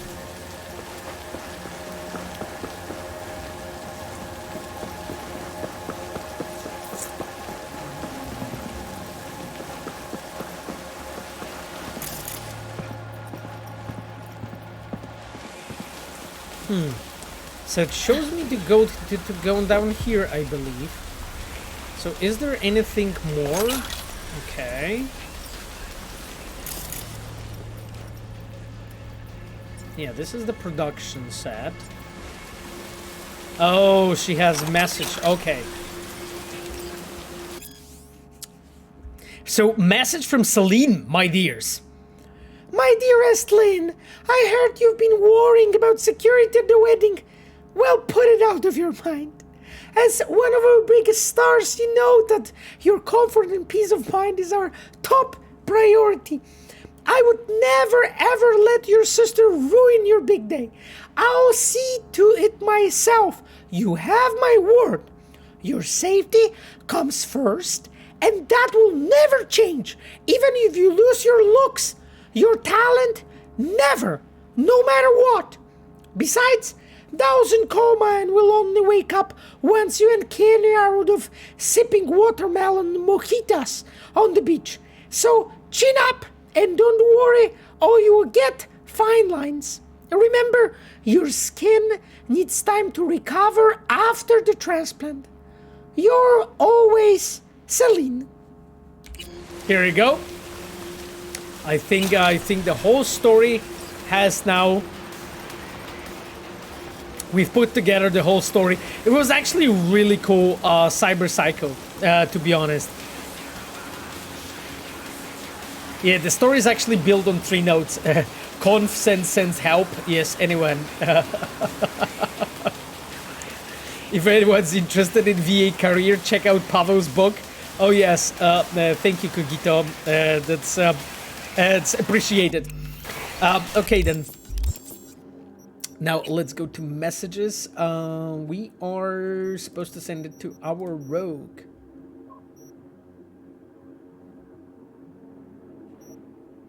Not to Rogue, goddammit. To Regina. To Regina, Jesus Christ, we are texting quite a bit with Regina, don't we? I think so, right? My guy's in trouble. Oh yes, so this we already did. Okay. Okay, chums. Let's send it. Got some good news. There's a happy ending to your favorite TV show after all. Woohoo! I unlocked achievement, chums. I am the law. Complete all Cyberpsycho sightings. This is cool. Finally. Got some good news. There's a happy ending to your favorite TV show after all. Our Psycho star alive and well, flicking you the deets. Interesting. Okay. Let's see what Regina says. Glad she's alive. Maybe there's a chance she will be telling apart real life from TV life, so we can start helping Hell. I'm just worried that we will help when she finally realizes that massacre wasn't fake blood and artificial limbs. Get a load of this. It wasn't an actual wedding. It was supposed to be an episode of your favorite TV show, Saigon Sisters. Spoilers incoming. The plan was to pit both sisters against each other by chipping one with faulty implants and putting her in a coma. Not from an allergic reaction, but with legit poison. In the meantime, the other sister gets plastic surgery to look like the sister in coma so she can marry the latter's fine fiancé. How whacked is that? Expect the coma sister wake up soon. Forgot that was a TV show and clearly didn't like her new implants.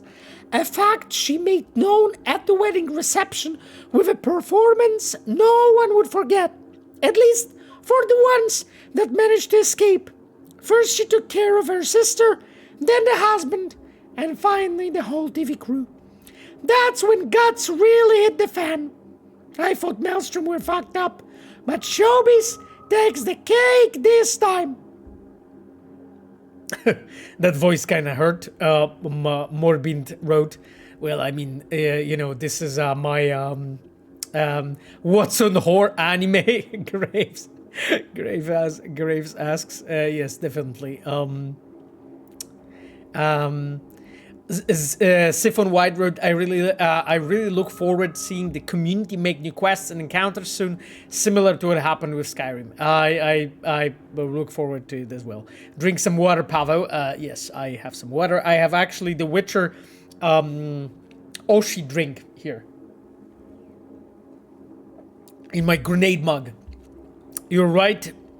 It's a real reality TV show. What's on Horror doesn't even compare. Okay, I'm not sure if she's gonna answer back. We'll see. That is interesting. I'm glad that we managed to make all of them. Jesus, it's raining so much here.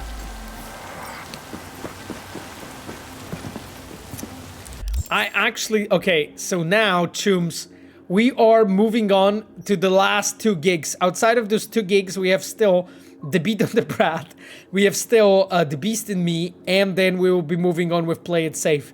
We have almost done everything in Night City. This is like insane. Outside of the main content, of course, because this is only the currently open side content. Lord giveth and Lord taketh away. Go to Valentino's auto shop. Okay. Yep. Let's do it. To Haboobs. Pink Julian wrote. Yeah. Exactly, my friend. Okay. interesting person. Very interesting person. Technically, FF06B5 is side content, you know. Oh, yes. You guys are so clever. You guys are so clever. What are you going to do while waiting for Carrie to message between his quests? Oh, that's a good point. That's a good point, actually, Viewer9. That's true.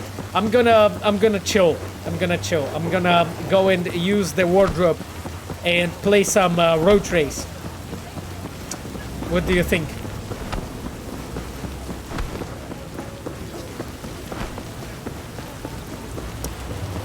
Whoops.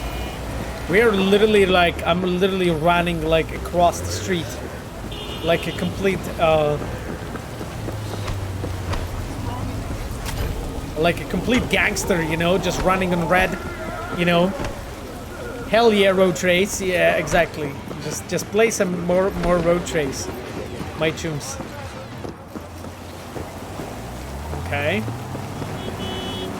Oh, Jesus Christ. At least I went on the crossing. Oh shit. There is something bad happening. I think we need to intervene, my chums.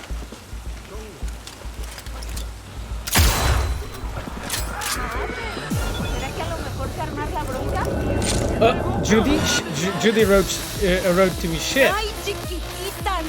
Shit on a fucking shit cracker. Okay, so I was talking to my grans and accidentally told her about you. I'm just warning you, she might try to contact you. I'm sorry. Oh yeah, the gran. Didn't give her your deeds, obviously, but she got mad. Detective skills at her age. Honestly, don't know how she does it. I'm so sorry. Shit, haha, big oops. You think it will be bad though? Don't worry, I got this.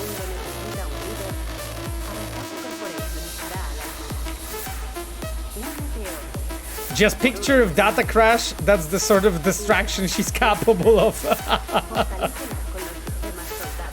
Yeah, Judy and her grandma is like, is really funny. What can I expect? So can't you just ignore her, right? Come on, no way it's that bad. I mean, your little abuela can't be that scary. Yeah, positive thinking, that's the way. Let's just say you've been warned. Okay, please be nice. Okay. Meanwhile, Valentinos are waiting. Exactly, yeah. We are just texting Judy here. And let me know how it goes, okay? Okay.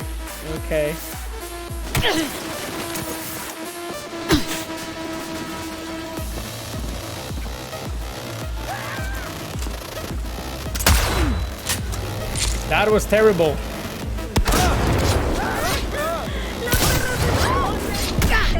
Shit! The fuck's shooting me?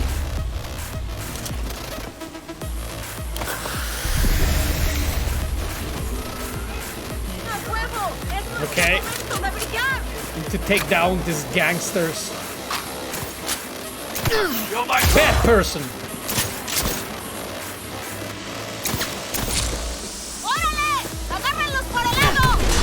Jesus Christ, no,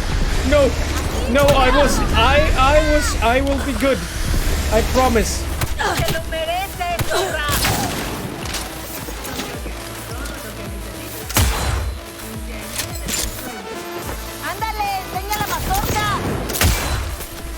Woohoo!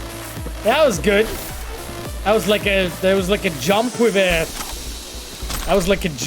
the sniper rifle and shot off her head. Jesus Christ.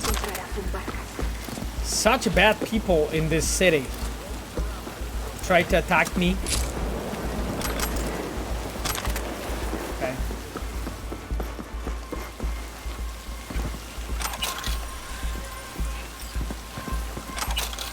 They killed that poor person. God damn it, he lost his head. Oh shit, they killed people in the store. Well, in the bar. God damn it. What happened here?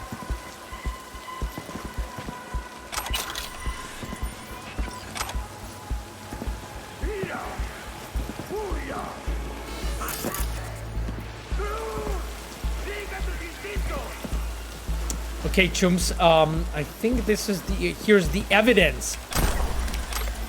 Archived conversation, my dears. Let's check it out. I love Panam's gun, but I think the Mantis swords are my main. Magnolia wrote.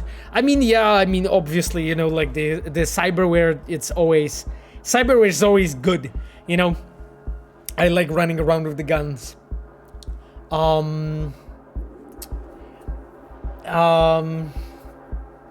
Is it true that Cyberpunk 2077 is update only to create content for your streams? No. Interesting theory, my friend. Interesting theory. But no, that's not true. That's not true at all.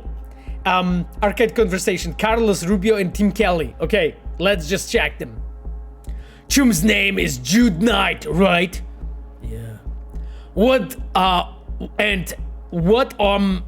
we supposed to do with him? Beat him up? No.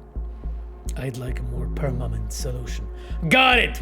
Fucker wants to steal my role. My role. Don't worry about him, Tim. His career's over. Ha! Wouldn't call that talentless hack had a career. Jude Knight is an overrated, honey-backed ham of an actor.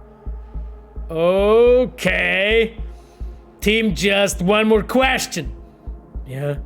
Would you sign my Bushido X poster? Sure, no problem.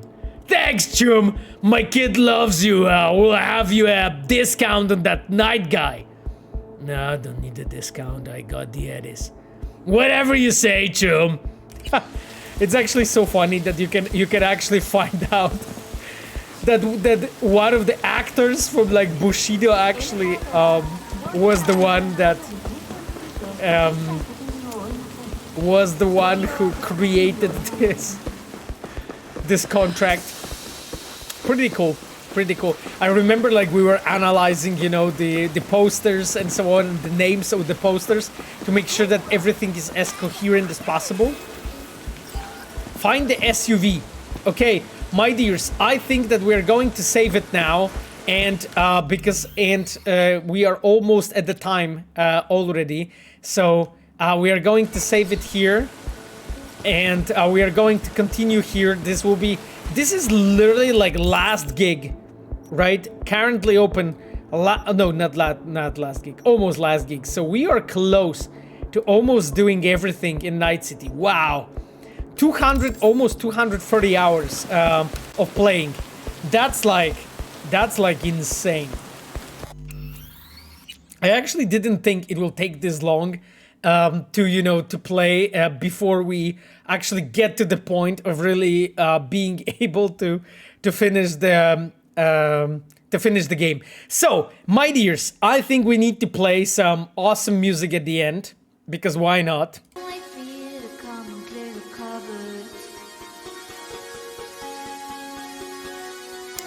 My dears, it was amazing to play for you. Yeah, the stream flew by. Yeah, it did. I really want to stay in your house. My friends, a banger for the end. Wakuwa once more, yes. I love this song. So good. My dears, I wanted to thank all the moderators and all the Reds that have been here today. Thank you so much, Kogito, for modding today. Thank you so much, Sapphire, my dear girlfriend. And thank you, our dear Reds that have been here with us. Ayano, our dear UI producer. Ayano's also streaming. You can find her in my recommended streamers. Please check her out if you're interested. Chivok, our customer support engineer, and Small Sandayo Kira, our in-game photographer. Those are all the Reds, at least, that have been officially here. Thank you so much, my dears. It was a pleasure to be playing and streaming for you and talking with you. As always, I will leave you with this banging music, and we are going to see each other in a week from now. Bye-bye.